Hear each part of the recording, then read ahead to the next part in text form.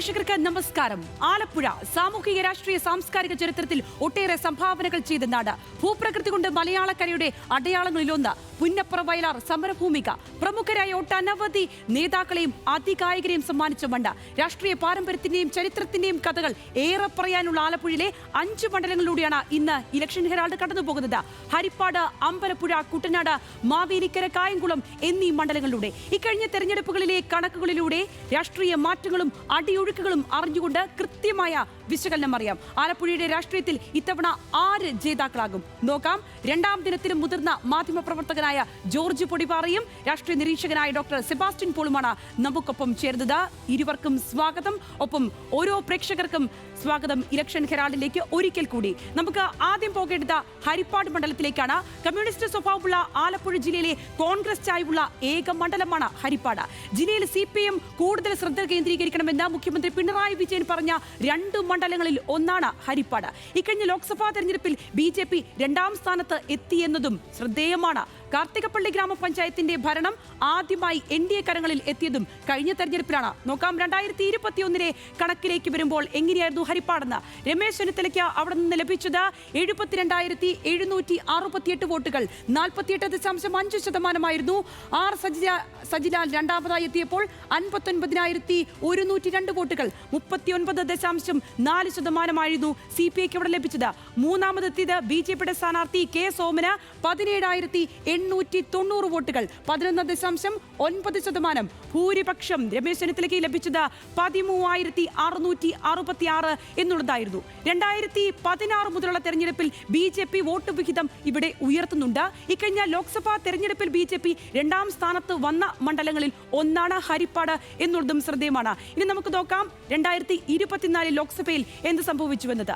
2024 KC വേണുഗോപാലിന് ലഭിച്ചത് 48,466 വോട്ടുകൾ, 34.91%. ശോഭാ സുരേന്ദ്രൻ അവിടെ രണ്ടാമതെത്തുമ്പോൾ 47,121 വോട്ടുകൾ, അതായത് 33.94% എന്നുള്ളതായിരുന്നു കണക്ക്.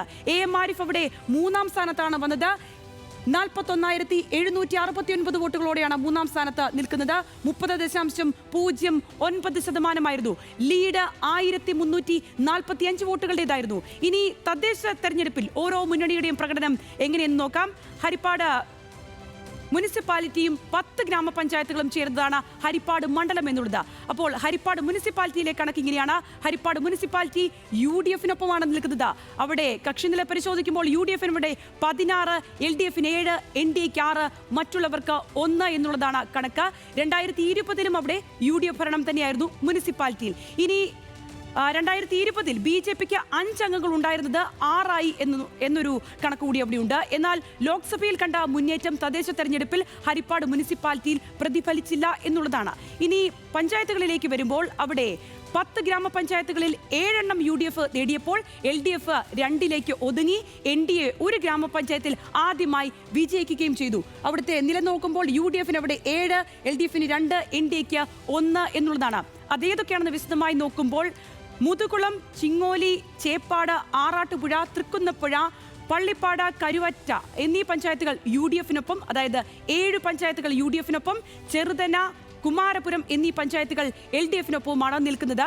NDAക്കൊപ്പം കാർത്തികപ്പള്ളി പഞ്ചായത്താണ് നിൽക്കുന്നത്.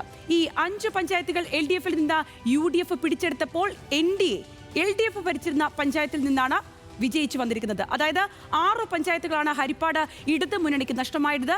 ഇടത് മുന്നണിയെ സംബന്ധിച്ച് വലിയ തിരിച്ചടി എന്നുള്ളതാണ് ഇതിലൂടെ നമുക്ക് വായിച്ചെടുക്കാൻ കഴിയുന്നത്. ഇനി നമുക്ക് അതിഥികളിലേക്ക് പോകാം. ആദ്യം സെബാസ്റ്റ്യൻ പോളിലേക്കാണ്. ശ്രീ സെബാസ്റ്റ്യൻ പോൾ, ഇക്കാര്യങ്ങൾ വരുമ്പോൾ, ഈ കണക്കുകളിൽ നിന്ന് വരുമ്പോൾ തന്നെ കാര്യങ്ങൾ വ്യക്തമായി തന്നെ വരുന്നുണ്ട്. രമേശ് ചെന്നിത്തലയ്ക്ക് ഇത്തവണ വലിയൊരു ഭൂരിപക്ഷം തന്നെ ഹരിപ്പാട് നേടിക്കൊടുക്കുമോ എന്നുള്ളത് ചോദിക്കുന്നതോടൊപ്പം തന്നെ അവിടെ LDFിന് കിട്ടുന്ന തിരിച്ചടി, ഒപ്പം NDAയുടെ സാന്നിധ്യം, അത് ഏത് നിലയ്ക്കാണ് ഇത്തവണ ഹരിപ്പാട് ചിത്രം മാറ്റിമറിക്കുക?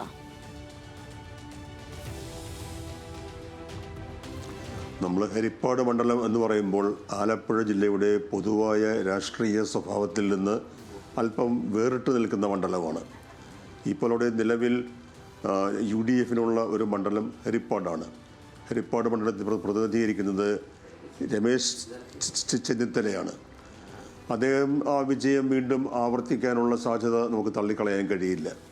കാരണം ഹരിപ്പാട് എന്ന് പറയുമ്പോൾ ഏതെങ്കിലും ഒരു മണ്ഡലത്തെ അല്ലെങ്കിൽ ഒരു പാർട്ടിയെ അല്ലെങ്കിൽ മുന്നണിയെ പൂർണ്ണമായും സ്വാഗതം ചെയ്യുന്ന ആശ്ലേഷിക്കുന്ന ഒരു ഇടമല്ല എന്നുകൂടി പറയേണ്ടി വരും. ഹരിപ്പാടിൻ്റെ നിയമസഭാ ചരിത്രം പരിശോധിക്കുമ്പോൾ CBC വാര്യരെ പോലെ അതിപ്രഗത്ഭനായ ഒരു MLA, CPM-ൻ്റെ MLA, അവരെയൊക്കെ നമുക്ക് ഓർക്കേണ്ടി വരും. പക്ഷേ ഇതൊക്കെയാണെങ്കിലും കഴിഞ്ഞ കുറച്ചു കാലമായി അത് രമേശ് ചെന്നിത്തലയുടെ സ്വന്തം മണ്ഡലമായി മാറിയിരിക്കുകയാണ്.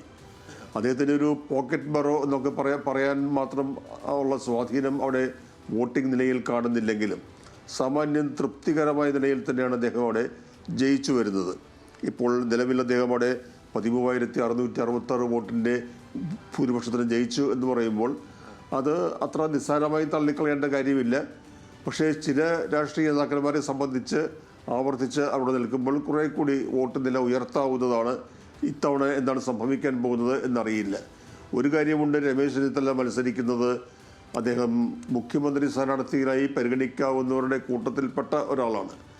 ആ നിലയിലുള്ള ഒരു താല്പര്യം ഹരിപ്പാട്ടെ വോട്ടർമാർ അദ്ദേഹത്തോട് പരിഗണന കാണിച്ചുകൂടാ എന്നുമില്ല. അതെല്ലാം വെച്ച് നോക്കുമ്പോൾ ഹരിപ്പാട് ഒരു പ്രവചനത്തിന് അതീതമെന്നൊന്നും ഞാൻ പറയുന്നില്ല. പക്ഷേ നിലവിൽ ഉള്ള സ്ഥിതി തുടരാനാണ് സാധ്യത. ഇപ്പോൾ തദ്ദേശ സ്വയംഭരണ സ്ഥാപനങ്ങളിലേക്കുള്ള വോട്ടിംഗ് കണക്കുകൾ കൂടെ പറഞ്ഞല്ലോ. അതിൻ്റെയൊക്കെ അടിസ്ഥാനത്തിൽ നോക്കുമ്പോൾ രമേശ് ചെന്നിത്തല ഹരിപ്പാടിനെ പ്രതിനിധീകരിച്ച് നിയമസഭയിൽ എത്തും എന്ന് തന്നെയാണ് ഞാനിപ്പോൾ കരുതുന്നത്. പക്ഷേ എപ്പോഴും ഇത്തരം ചർച്ചകളിൽ പറയുന്നത് പോലെ ഇനിയും സമയമുണ്ട്, അവസ്ഥയിൽ മാറ്റങ്ങൾ വന്നേക്കാം. എങ്കിലും ഹരിപ്പാടെന്ന് പറയുമ്പോൾ നമുക്ക് ചെന്നിത്തലയെ തന്നെ ഓർക്കേണ്ടി വരുന്നുണ്ട്. തീർച്ചയായും. ശ്രീ ജോർജ് പൊടിപ്പാറ, ഈ കാർത്തികപ്പള്ളി പഞ്ചായത്ത് NDA പിടിച്ചിരിക്കുന്നു. ശോഭാ സുരേന്ദ്രൻ അവിടെ ഉണ്ടാക്കിയിട്ടുണ്ടായിരുന്നു ഒരു ഇഫക്റ്റ് നമ്മൾ 2024 കണ്ടു. അതോടൊപ്പം തന്നെ മുനിസിപ്പാലിറ്റിയിലും ഒരു സീറ്റ് NDA വർദ്ധിപ്പിച്ചിട്ടുണ്ട്. ഇത്തരം സാഹചര്യങ്ങളൊക്കെ ഹരിപ്പാട്ടെ കാര്യങ്ങളിൽ അല്പം കൂടി, അതായത് മുമ്പിലത്തെ സാഹചര്യങ്ങളെ വെച്ച് വിലയിരുത്തുമ്പോൾ കാര്യങ്ങൾ മാറ്റം വന്നിരിക്കുന്ന ഒരു കാര്യമുണ്ടല്ലോ.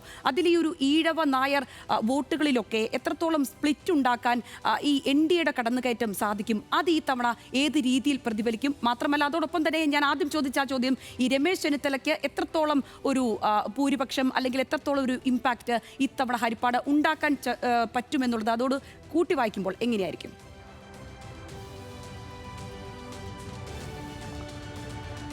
തീർച്ചയായിട്ടും ഹരിപ്പാട് മണ്ഡലത്തിൻ്റെ കാര്യം എടുത്താൽ ഇപ്പോൾ രമേശ് ചെന്നിത്തലയുടെ ഒരു സ്വന്തം തട്ടകം എന്ന നിലയ്ക്കാണ് പൊതുവെ ഒരു വിലയിരുത്തപ്പെടുന്നത്. കഴിഞ്ഞ കുറി അദ്ദേഹം മുഖ്യമന്ത്രി സ്ഥാനാർത്ഥിയായിട്ടാണ് മത്സരിച്ചത്. എന്നിട്ടും അദ്ദേഹത്തിന് വലിയ വമ്പിച്ച ഭൂരിപക്ഷം എന്നൊന്നും പറയാൻ കഴിയില്ല. 13,000-ലധികം വോട്ടിൻ്റെ ഭൂരിപക്ഷമേ ലഭിച്ചുള്ളൂ. പക്ഷേ അന്നേരം നമ്മൾ ഓർക്കേണ്ട ഒരു കാര്യം, അന്ന് കേരളം മുഴുവൻ ആ 2021 നിയമസഭാ തെരഞ്ഞെടുപ്പിൽ കേരളം മുഴുവൻ ഒരു LDF തരംഗം ആഞ്ഞു വീശിയ ഒരു ഘട്ടമായിരുന്നു. അതായത് 100 സീറ്റുകൾ നേടി LDF, അല്ലെങ്കിൽ 99 സീറ്റുകൾ നേടി LDF അധികാരത്തിൽ വന്നൊരു സാഹചര്യത്തിൽ പോലും രമേശ് ചെന്നിത്തല എന്ന് പറയുന്ന മുഖ്യമന്ത്രി സ്ഥാനാർത്ഥിയായിട്ട് UDF പരിഗണിച്ചിരുന്ന ഒരു വ്യക്തി തീർച്ചയായിട്ടും 13,000-ലധികം വോട്ടിൻ്റെ ഭൂരിപക്ഷത്തിൽ ജയിച്ചു എന്നുള്ളത് തീർച്ചയായിട്ടും രമേശ് ചെന്നിത്തലയെ സംബന്ധിച്ചിടത്തോളം ആ മണ്ഡലം സുരക്ഷിതമാണ് എന്നുള്ളതിനൊരു സാക്ഷ്യപത്രം തന്നെയാണ്. ഇക്കുറി കാര്യങ്ങൾ കുറച്ചുകൂടി ഭദ്രമാണെന്നാണ് ഞാൻ വിചാരിക്കുന്നത്. കാരണം ലോക്സഭാ തെരഞ്ഞെടുപ്പിൽ LDFൻ്റെ ശക്തി കുറച്ചുകൂടി ചോർന്നു പോകുന്ന കാഴ്ച കണ്ടു. ശോഭാ സുരേന്ദ്രൻ എന്ന് പറയുന്ന ജയന്റ് കില്ലറുടെ അല്ലെങ്കിൽ NDAക്ക് നിർത്താവുന്ന ഏറ്റവും വലിയ വോട്ട് ക്യാച്ചറാണ് ശോഭാ സുരേന്ദ്രൻ എന്ന് പല മണ്ഡലങ്ങളിലും തെളിയിച്ചിട്ടുള്ളതാണ്. ശോഭാ സുരേന്ദ്രൻ LDFനെ വല്ലാതെ അത്ഭുതപ്പെടുത്തിക്കൊണ്ട് അമ്പരപ്പിച്ചുകൊണ്ട് അവിടെ 2ാം സ്ഥാനത്തേക്ക് എത്തി. നേരിയ വ്യത്യാസമേ ഉള്ളൂ ആരിഫും ശോഭാ സുരേന്ദ്രനെങ്കിലും തമ്മിലെങ്കിലും വളരെ 2ാം സ്ഥാനത്തേക്ക് ഹരിപ്പാട് പോലുള്ളൊരു മണ്ഡലത്തിൽ NDA സ്ഥാനാർത്ഥി എത്തുക എന്ന് പറയുന്നത് അത്ര ചെറിയൊരു കാര്യമല്ല. ശരിക്കും LDFന് ഒരു ഞെട്ടലുണ്ടാക്കുന്ന കാര്യം തന്നെയാണ്. മാത്രമല്ല, തദ്ദേശ തെരഞ്ഞെടുപ്പിൻ്റെ ചിത്രം പരിശോധിക്കുമ്പോൾ UDFൻ്റെ നില കുറെ കൂടി ഭദ്രമാകുന്നൊരു കാഴ്ചയാണ് നമ്മൾ കാണുന്നത്. ഹരിപ്പാട് നഗരസഭയിൽ UDFന് വൻ ലീഡുണ്ട്. അതുപോലെ തന്നെ ആ മണ്ഡലത്തിൻ്റെ പരിധിയിൽ വരുന്ന ഗ്രാമപഞ്ചായത്തുകളിലെല്ലാം UDF കംഫർട്ടബിൾ മാർജിനിൽ, ഭൂരിപക്ഷം പഞ്ചായത്തുകളും അവർക്കാണ് കിട്ടിയത്. അവിടെയെല്ലാം കംഫർട്ടബിൾ മാർജിനിലാണ് വിജയം. ഒരു പഞ്ചായത്ത് NDA പിടിച്ചു, അത് LDFന് മുമ്പുണ്ടായിരുന്ന പഞ്ചായത്താണ്. LDFനാണ് വലിയ നഷ്ടം വന്നത്. കണക്കുകൾ വെച്ച് ഏതാണ്ട് 5ഓളം പഞ്ചായത്തുകൾ കഴിഞ്ഞ തവണ LDF ഭരിച്ചിരുന്നതാണ്. ആ പഞ്ചായത്തുകൾ ഒരെണ്ണം NDA പിടിച്ചു, ബാക്കി പഞ്ചായത്തുകൾ UDF പിടിച്ചു. അപ്പോൾ ഇപ്പോഴത്തെ ഒരു രാഷ്ട്രീയ ചിത്രം പരിശോധിക്കുമ്പോൾ ഹരിപ്പാടിനെ സംബന്ധിച്ചിടത്തോളം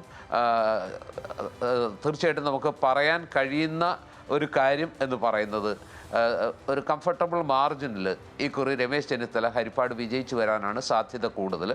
പിന്നെ വേറൊരു കാര്യം ഉള്ളത് എന്താണെന്ന് വെച്ചാൽ രാഷ്ട്രീയം എന്ന് പറയുന്നത് സ്റ്റാഗ്നൻ്റ് ആയിട്ട് നിൽക്കുകയല്ല.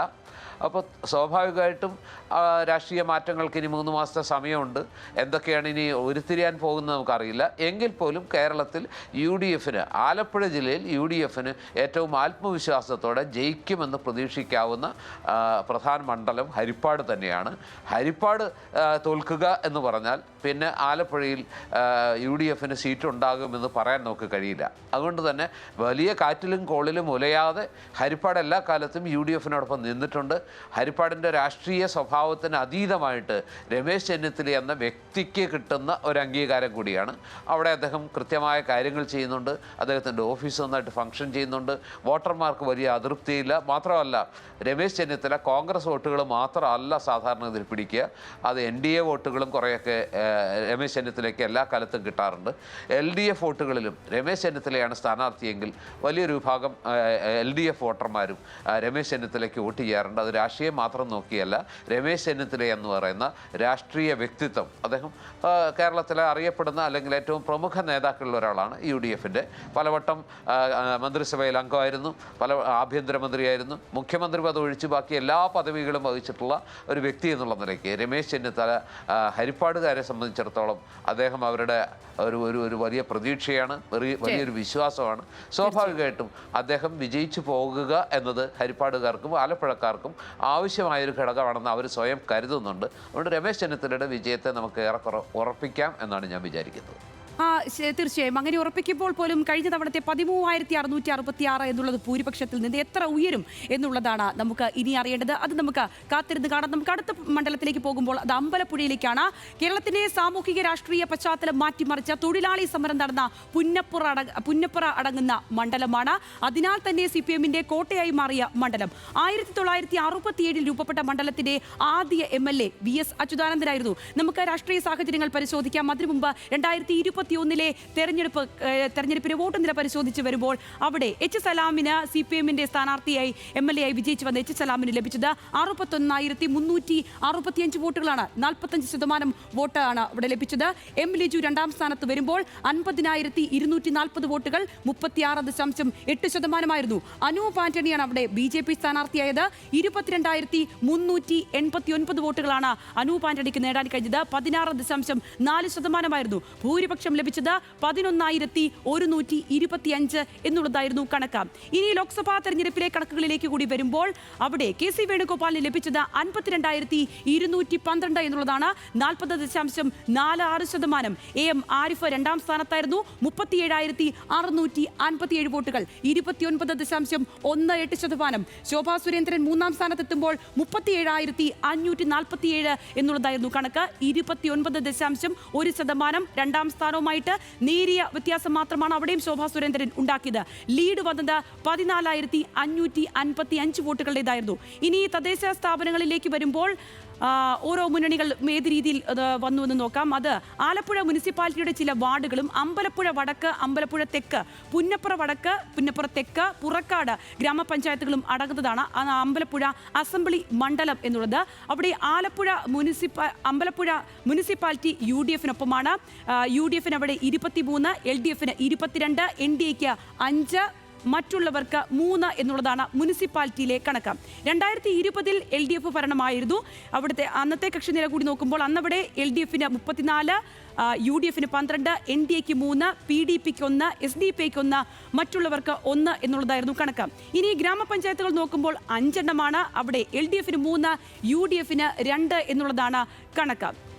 ഇനി അമ്പലപ്പുഴ 2025 കണക്കിൽ അതിൽ ഏതൊക്കെ പഞ്ചായത്തുകൾ ഒപ്പം നിന്നു എന്ന് നോക്കുമ്പോൾ അമ്പലപ്പുഴ വടക്ക്, അമ്പലപ്പുഴ തെക്ക്, പുന്നപ്പുറ വടക്ക് എന്നീ പഞ്ചായത്തുകൾ LDF-നൊപ്പം നിന്നപ്പോൾ പുന്നപ്പുറ തെക്ക്, പുറക്കാട് എന്നീ പഞ്ചായത്തുകൾ UDF-നൊപ്പം നിൽക്കുകയാണ് ചെയ്തത്. പുറക്കാട് LDF-ൽ നിന്ന് ഒരു പഞ്ചായത്ത് UDF പിടിച്ചെടുത്തതാണ് എന്നുള്ളതാണ് പുറക്കാട് സംബന്ധിച്ചുള്ള ഒരു വിശദമായ വിവരം വരുമ്പോൾ ഉള്ളത്. ഇനി നമുക്ക് അതിൻ്റെ ഒരു രാഷ്ട്രീയ സാഹചര്യം, അതായത് ഈ കണക്കുകളിലെ വിശകലനങ്ങളിലേക്ക് പോകുന്നതിന് മുമ്പ് അമ്പലപ്പുഴയ്ക്ക് ഒരു വലിയ രാഷ്ട്രീയ സാഹചര്യം കൂടിയുണ്ട്. കാരണം അവിടെ ഒരു കലുഷിതമായിട്ടുള്ളൊരു അന്തരീക്ഷമുണ്ട് എന്നുള്ളതാണ് വസ്തുത.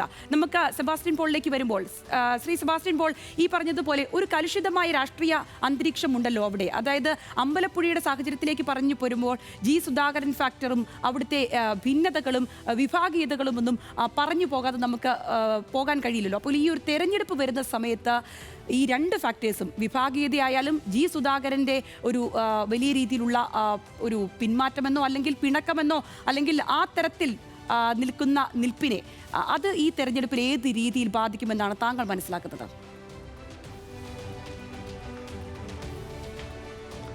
പറഞ്ഞതുപോലെ പുന്നപ്രയും പുറക്കാടും ഒക്കെ ഉൾപ്പെട്ട മണ്ഡലമാണ് 1967 രൂപീകൃതമായ അമ്പലപ്പുഴ. അവിടുത്തെ ആദ്യത്തെ 2 തെരഞ്ഞെടുപ്പുകളിൽ സാക്ഷാൽ VS അച്യുതാനന്ദൻ തന്നെയാണ് ജയിച്ചു വന്നിട്ടുള്ളതും അതും സ്വാഭാവികമായ ഒരു വിജയം തന്നെയാണ്. പക്ഷേ ഇപ്പോൾ അവിടെ പ്രതിനിധീകരിക്കുന്നതും CPM സ്ഥാനാർത്ഥിയാണ്, CPM MLA ആണ് സലാം. പക്ഷേ ഇതൊക്കെ പറഞ്ഞാലും നമ്മൾ ഈ പാർട്ടിക്ക് ഉള്ളിൽ സംഭവിക്കുന്നു എന്ന് പറയുന്ന വിഭാഗീയത അല്ലെങ്കിൽ പരസ്പര വൈര്യം അണികൾ തമ്മിലോ നേതാക്കന്മാർ തമ്മിലോ ഒക്കെ ഉള്ളത്, അത് അങ്ങനെ ഏറിയും കുറഞ്ഞതൊക്കെ എല്ലായിടത്ത് കാണുമെങ്കിലും ആലപ്പുഴ നമുക്ക് പ്രത്യേകം പഠിക്കേണ്ട ഒരു സ്ഥലമാണ്, ഒരു ജില്ലയാണ്. അവിടെ പലതരത്തിലുള്ള പ്രശ്നങ്ങൾ അവിടെ എപ്പോഴും കാണാറുണ്ട്. അവിടെ വളരെ ജനപ്രിയ നേതാക്കന്മാരുള്ള സ്ഥലമാണ് ആലപ്പുഴ. ഇപ്പോൾ ജി സുധാകരൻ്റെ പേര് ഇവിടെ പരാമർശിച്ചു. അദ്ദേഹം അമ്പലപ്പുഴയെ പ്രതിനിധീകരിച്ച MLA ആയ ആൾ കൂടിയാണ്. പക്ഷേ ജി സുധാകരൻ ഇടയ്ക്കിടെ ഉണ്ടാക്കുന്നതിന് ചില പ്രശ്നങ്ങളുണ്ട്. ഞാൻ അതിൻ്റെ മെറിറ്റിലേക്ക് കടക്കുകയല്ല. പക്ഷേ ജി സുധാകരനെ പോലെയുള്ള ഒരു നേതാവ്, ജനപ്രീതിയും ജനപിന്തുണയും വിശ്വാസ്യതയുമുള്ള ഒരു നേതാവ്, ചില കാര്യങ്ങളിലൊക്കെ ചില ഇടപെടലുകൾ നടത്തുമ്പോൾ അത് വിഭാഗീയതയായി ചിത്രീകരിക്കപ്പെടുകയും ആ ചിത്രീകരണം പാർട്ടിക്ക് മൊത്തത്തിൽ ക്ഷീണമുണ്ടാക്കുകയും ചെയ്യുന്ന അവസ്ഥയുണ്ട്. അതുകൊണ്ട് ഇപ്പോൾ അമ്പലപ്പുഴ മണ്ഡലത്തെക്കുറിച്ച് പറയുമ്പോൾ നമുക്ക് ഉറപ്പായി അത് CPM അല്ലെങ്കിൽ ഇടതുപക്ഷ കക്ഷികൾ LDF പിടിച്ചെടുക്കും അല്ലെങ്കിൽ നിലനിർത്തും എന്ന് ഞാൻ പറയുന്നില്ല. കാരണം അത് കുറേ കൂടി കാര്യങ്ങൾക്ക് വ്യക്തത വരേണ്ടിയിരിക്കുന്നു. പക്ഷേ ഇവിടെ ചില സാഹചര്യങ്ങൾ അവിടെ ഉണ്ട്.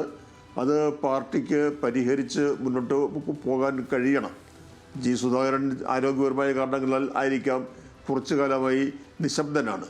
അദ്ദേഹത്തിൻ്റെ നിശബ്ദത അത് മാറ്റി പാർട്ടിക്ക് അനുകൂലമായ ഒരു നിലപാട് സ്വീകരിച്ച് സജീവമായ രംഗത്ത് വരികയും പാർട്ടി ഒറ്റക്കെട്ടായി ഇതിനെയൊക്കെ നേരിടാൻ തയ്യാറാവുകയും ഒക്കെ ചെയ്താൽ അമ്പലപ്പുഴയുടെ ചരിത്രവും പാരമ്പര്യവും ഒക്കെ വെച്ച് നോക്കുമ്പോൾ അത് ഇടതുപക്ഷത്തിന് അവകാശപ്പെട്ട മണ്ഡലമാണ്.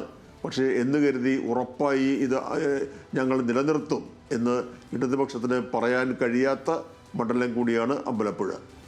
ശ്രീ ജോർജ് കൊടിപ്പാറ, അതായത് വേണമെങ്കിൽ നല്ല രീതിയിലുള്ള അവസരമുണ്ട്, അതിനെ വിനിയോഗിക്കുകയാണെങ്കിൽ UDFന് അവിടെ ഒരു മികച്ച വിജയം ഉണ്ടാക്കാനായിട്ട് സാധിക്കും എന്നുള്ളൊരു കണക്കുകൂട്ടലാണോ? അതോ കഴിഞ്ഞ തവണയും നല്ല രീതിയിലുള്ള മത്സരം തന്നെയാണ് കാഴ്ചവെച്ചത്? അവിടെ M. ലജു നല്ല രീതിയിൽ പ്രവർത്തിച്ചതാണ്, പക്ഷേ അത്യാവശ്യം നല്ല വോട്ടുകളുടെ തന്നെ വ്യത്യാസമുണ്ടായിരുന്നു. അതെനിക്ക് തോന്നുന്നത് BJPക്ക് അവിടെ അനൂപ് ആന്റണിക്ക് പിടിക്കാനായ വോട്ടുകൾ അത് കുറേയേറെ UDFന് തിരിച്ചടിയായിട്ടുണ്ടോ എന്നുള്ളതാണ് അവിടെ നിൽക്കുന്ന ഒരു കാര്യം. അതേ സാഹചര്യം തന്നെ ആവർത്തിക്കുകയാണെങ്കിൽ അല്ലെങ്കിൽ സമാനമായൊരു സാഹചര്യം അവിടെ ഉരുത്തിരിഞ്ഞ് വരുന്നുണ്ടെങ്കിൽ ഒരു ചെറിയൊരു എഡ്ജ് മാത്രമാണോ UDFന് ലഭിക്കുക, അതോ വലിയൊരു ആത്മവിശ്വാസത്തിലേക്ക് കാര്യങ്ങളെ കൊണ്ടുപോകാൻ കഴിയുമോ?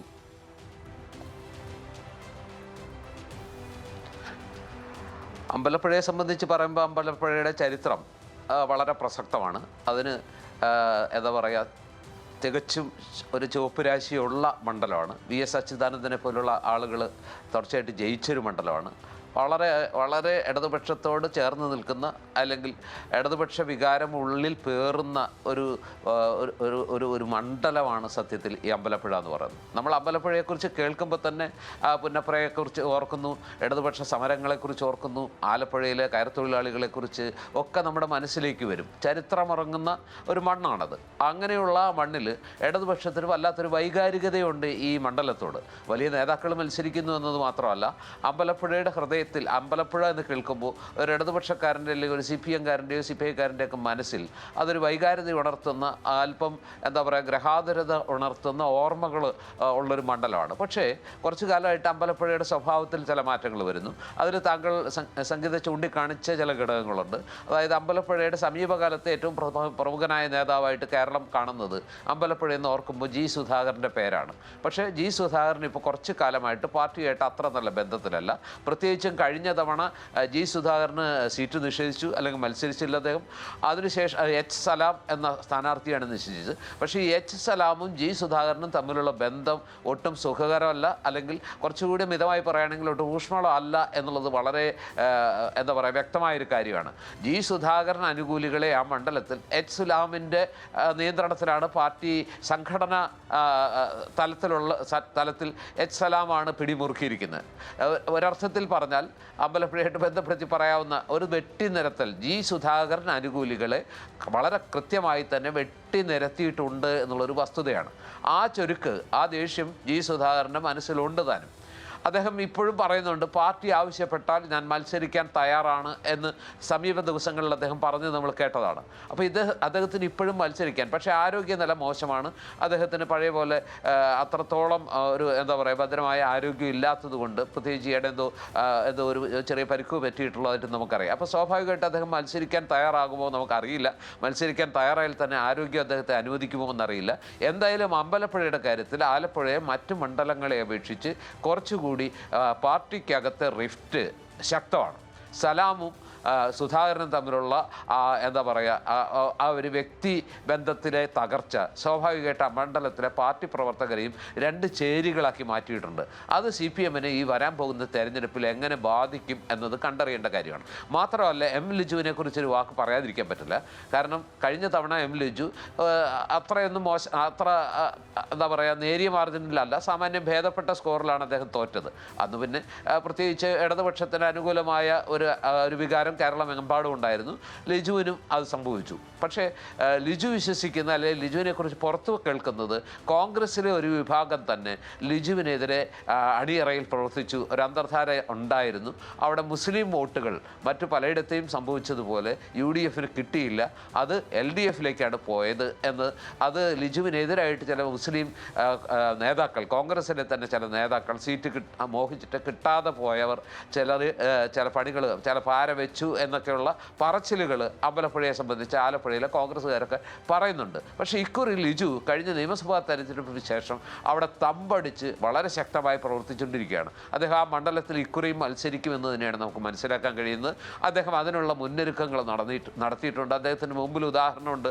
വലിയ മാർജിനിൽ തോറ്റ കരുനാഗപ്പള്ളിയിൽ CR മഹേഷ് എന്ന് പറയുന്ന ചെറുപ്പക്കാരനായ നേതാവ് പിന്നത്തെ തെരഞ്ഞെടുപ്പിൽ അട്ടിമറി വിജയം നേടിയ കഥ, അല്ലെങ്കിൽ സംഘടനാ ചുമതലയുണ്ടായിരുന്ന KPCC ജനറൽ സെക്രട്ടറി എന്നുള്ള നിലയ്ക്ക് ലിജുവിനെ അറിയാം. അപ്പോൾ ലിജു അത് മനസ്സിൽ വെച്ചുകൊണ്ട് തന്നെ ഈ അമ്പലപ്പുഴയിൽ വളരെ കോൺസെൻട്രേറ്റ് ചെയ്ത് അവിടുത്തെ സകല കാര്യങ്ങളിലും പങ്കെടുത്ത് അവിടുത്തെ എല്ലാ കാര്യങ്ങളിലും തൻ്റെ പങ്കാളിത്തവും സാന്നിധ്യവും ഉറപ്പാക്കുന്നുണ്ട്.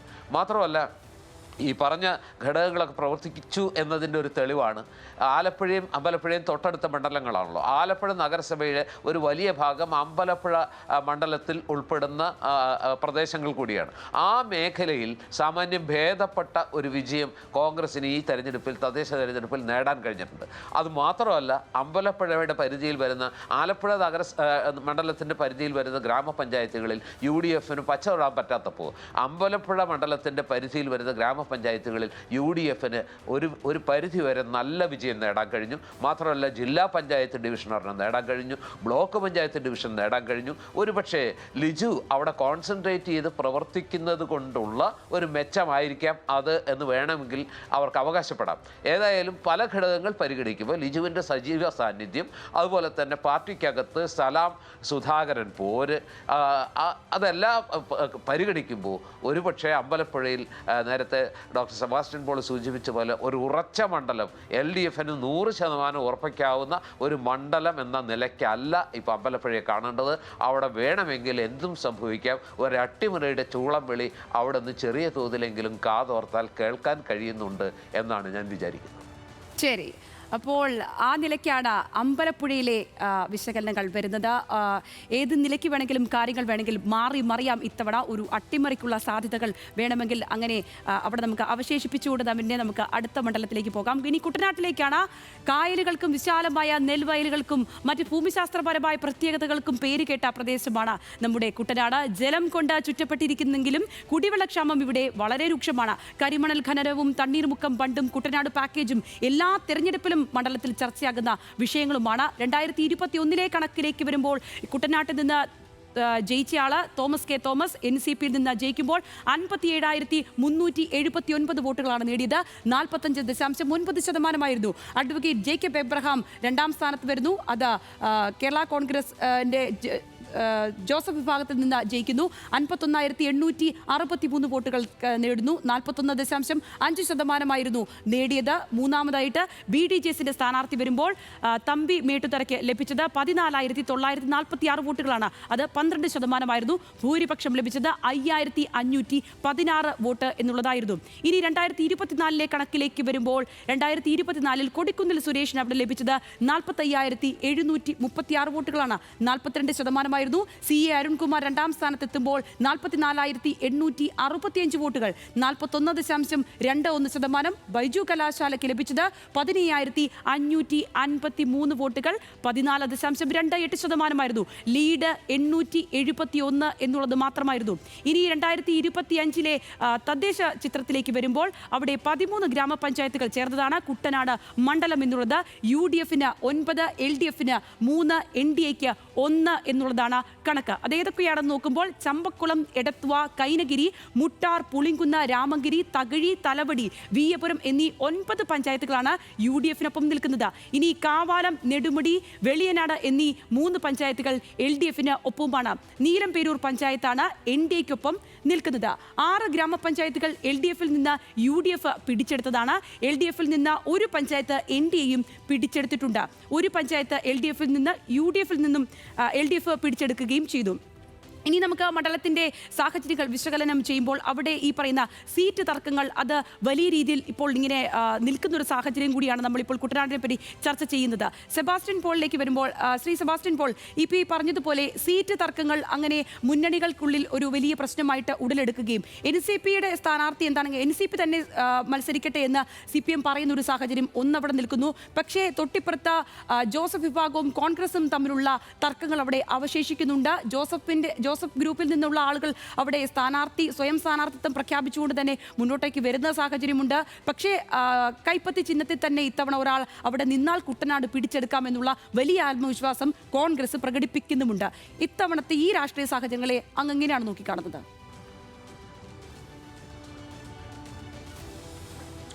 അല്ല, നമ്മൾ കുട്ടനാട് എന്ന് പറയുമ്പോൾ അതാണ് ശരിയായ ആലപ്പുഴ.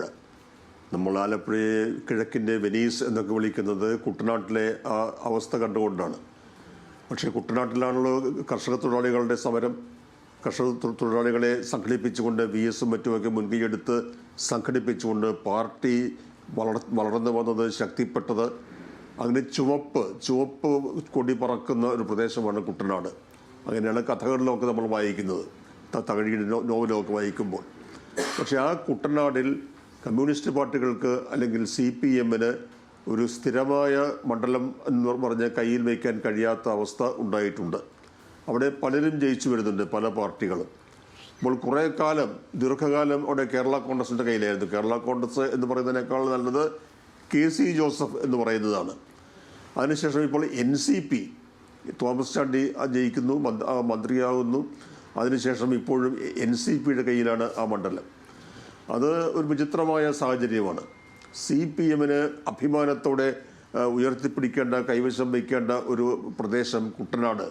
ആ കുട്ടനാട്ടിൽ അതിൻ്റെ രാഷ്ട്രീയ സ്ഥിതി എന്നത് അങ്ങേയറ്റം അവിടെ നമുക്കൊരു ഉറപ്പിച്ച് ഒന്നും പറയാൻ കഴിയാത്ത സാഹചര്യമുണ്ട്. ആ അവസ്ഥയിൽ ഇപ്പോൾ വരുമ്പോൾ ഇനി എങ്ങനെ എന്ന ചോദ്യമുണ്ട്. ആരാണ് മത്സരിക്കാൻ പോകുന്നത്, എങ്ങനെയായിരിക്കാം എന്നുള്ള കാര്യങ്ങളിൽ ഒരു തീർച്ചയും ഇപ്പോൾ പറയാൻ കഴിയാത്ത സാഹചര്യം. NCPക്ക് തന്നെ ആ സീറ്റ് കൊടുക്കുമോ, NCP സ്ഥാനാർത്ഥിയായി തോമസ് കെ തോമസ് തന്നെ വരുമോ എന്നൊന്നും ഇപ്പോൾ പറയാൻ കഴിയില്ല. UDFിൻ്റെ ഭാഗത്തു നിന്നും അത്തരമൊരു അനിശ്ചിതാവസ്ഥയുണ്ട്. കാര്യങ്ങളൊക്കെ വരട്ടെ എന്ന് പറയാം. പക്ഷേ കുട്ടനാട് രാഷ്ട്രീയമായി ചുവന്ന വെള്ളവും ചുവന്ന മണ്ണും ഉള്ള പ്രദേശം, അവിടെ പാർട്ടിയുടെ കൊടി പറക്കുന്ന, അഭിമാനത്തോടെ പാർട്ടിയുടെ കൊടി ഉയർത്തിപ്പറപ്പിക്കുന്ന പ്രദേശം, ഇതൊക്കെയാണെങ്കിലും ആ ചരിത്രത്തിൽ നിന്നും പാരമ്പര്യത്തിൽ നിന്നും ഒക്കെ വ്യത്യസ്തമായി പല കക്ഷികളും, വലതുപക്ഷ കക്ഷികളും ഉൾപ്പെടെ സ്വന്തമാക്കിയിട്ടുള്ള മണ്ഡലമാണത്. ഇപ്രാവശ്യവും എന്താണ് സംഭവിക്കാൻ പോകുന്നത് എന്ന് കൃത്യമായി നമുക്ക് പ്രവചിക്കാൻ കഴിയില്ല. അങ്ങനത്തെ അവസ്ഥയിലാണ് ഇപ്പോൾ നിൽക്കുന്നത്. ശ്രീ ജോർജ് പൊടിപാറ, ഇപ്പോൾ ശ്രീ സെബാസ്റ്റ്യൻ പോൾ പറഞ്ഞതുപോലെ തന്നെ അവിടുത്തെ ഒരു ഘടകങ്ങളെ പലപ്പോഴും നിർവചിക്കുന്നതിന് അപ്പുറത്തേക്കാണ് അവിടുത്തെ കാര്യങ്ങൾ പോകുന്നതെന്ന് പലപ്പോഴും തോന്നാറുണ്ട്. അവിടുന്ന് ജയിച്ചു വരുന്ന ആളുകൾ അല്ലെങ്കിൽ അവിടുത്തെ എന്താണ് അതിൽ മാനദണ്ഡമാകുന്നതെന്ന് പലപ്പോഴും നമുക്ക് പറയാൻ പറയാൻ ചില ഘട്ടങ്ങളിലെങ്കിലും പറ്റാറില്ല. പക്ഷേ ഇത്തവണത്തെ വളരെ അനുകൂലമായ സാഹചര്യമുണ്ട് UDF-ന്. ഒരു ഘട്ടത്തിൽ വേണമെങ്കിൽ പഴയ പ്രതാപത്തിലേക്ക് തിരിച്ചു വരാം UDF-ന്. പക്ഷേ അപ്പോഴും പാർട്ടിക്കുള്ളിൽ ഭിന്നതകൾ അല്ലെങ്കിൽ മുന്നണിക്കുള്ളിൽ ചില പ്രശ്നങ്ങൾ, തർക്കങ്ങൾ അങ്ങനെ നിലനിൽക്കുന്നുണ്ട്. അതിനി പരിഹരിച്ചാൽ പോലും ഇനി LDF-ലും ഇതേ കണക്കിൽ തന്നെ പ്രശ്നങ്ങളുണ്ട്. ഈ സമാന സാഹചര്യം, അതായത് ഭിന്നത അല്ലെങ്കിൽ കൊഴിഞ്ഞുപോക്ക്, ഇത്തരത്തിലുള്ള പാർട്ടിക്കുള്ളിലെ ആഭ്യന്തരമായ പ്രശ്നങ്ങൾ മറ്റുള്ള നിലയ്ക്ക് നിൽക്കുന്നുണ്ട്. NCPക്ക് തന്നെ കാര്യങ്ങൾ വരികയാണെങ്കിൽ ഇപ്പുറത്ത് UDF-ന്റെ നിലയ്ക്ക് ഏത് രീതിയിൽ പ്രവർത്തിച്ചാൽ ഒരു പഴയ പ്രതാപത്തിലേക്ക് UDF-ന് കുട്ടനാട്ടിൽ തിരിച്ചെത്താൻ കഴിയുമെന്നാണ് അങ്ങേക്ക് തോന്നുന്നത്?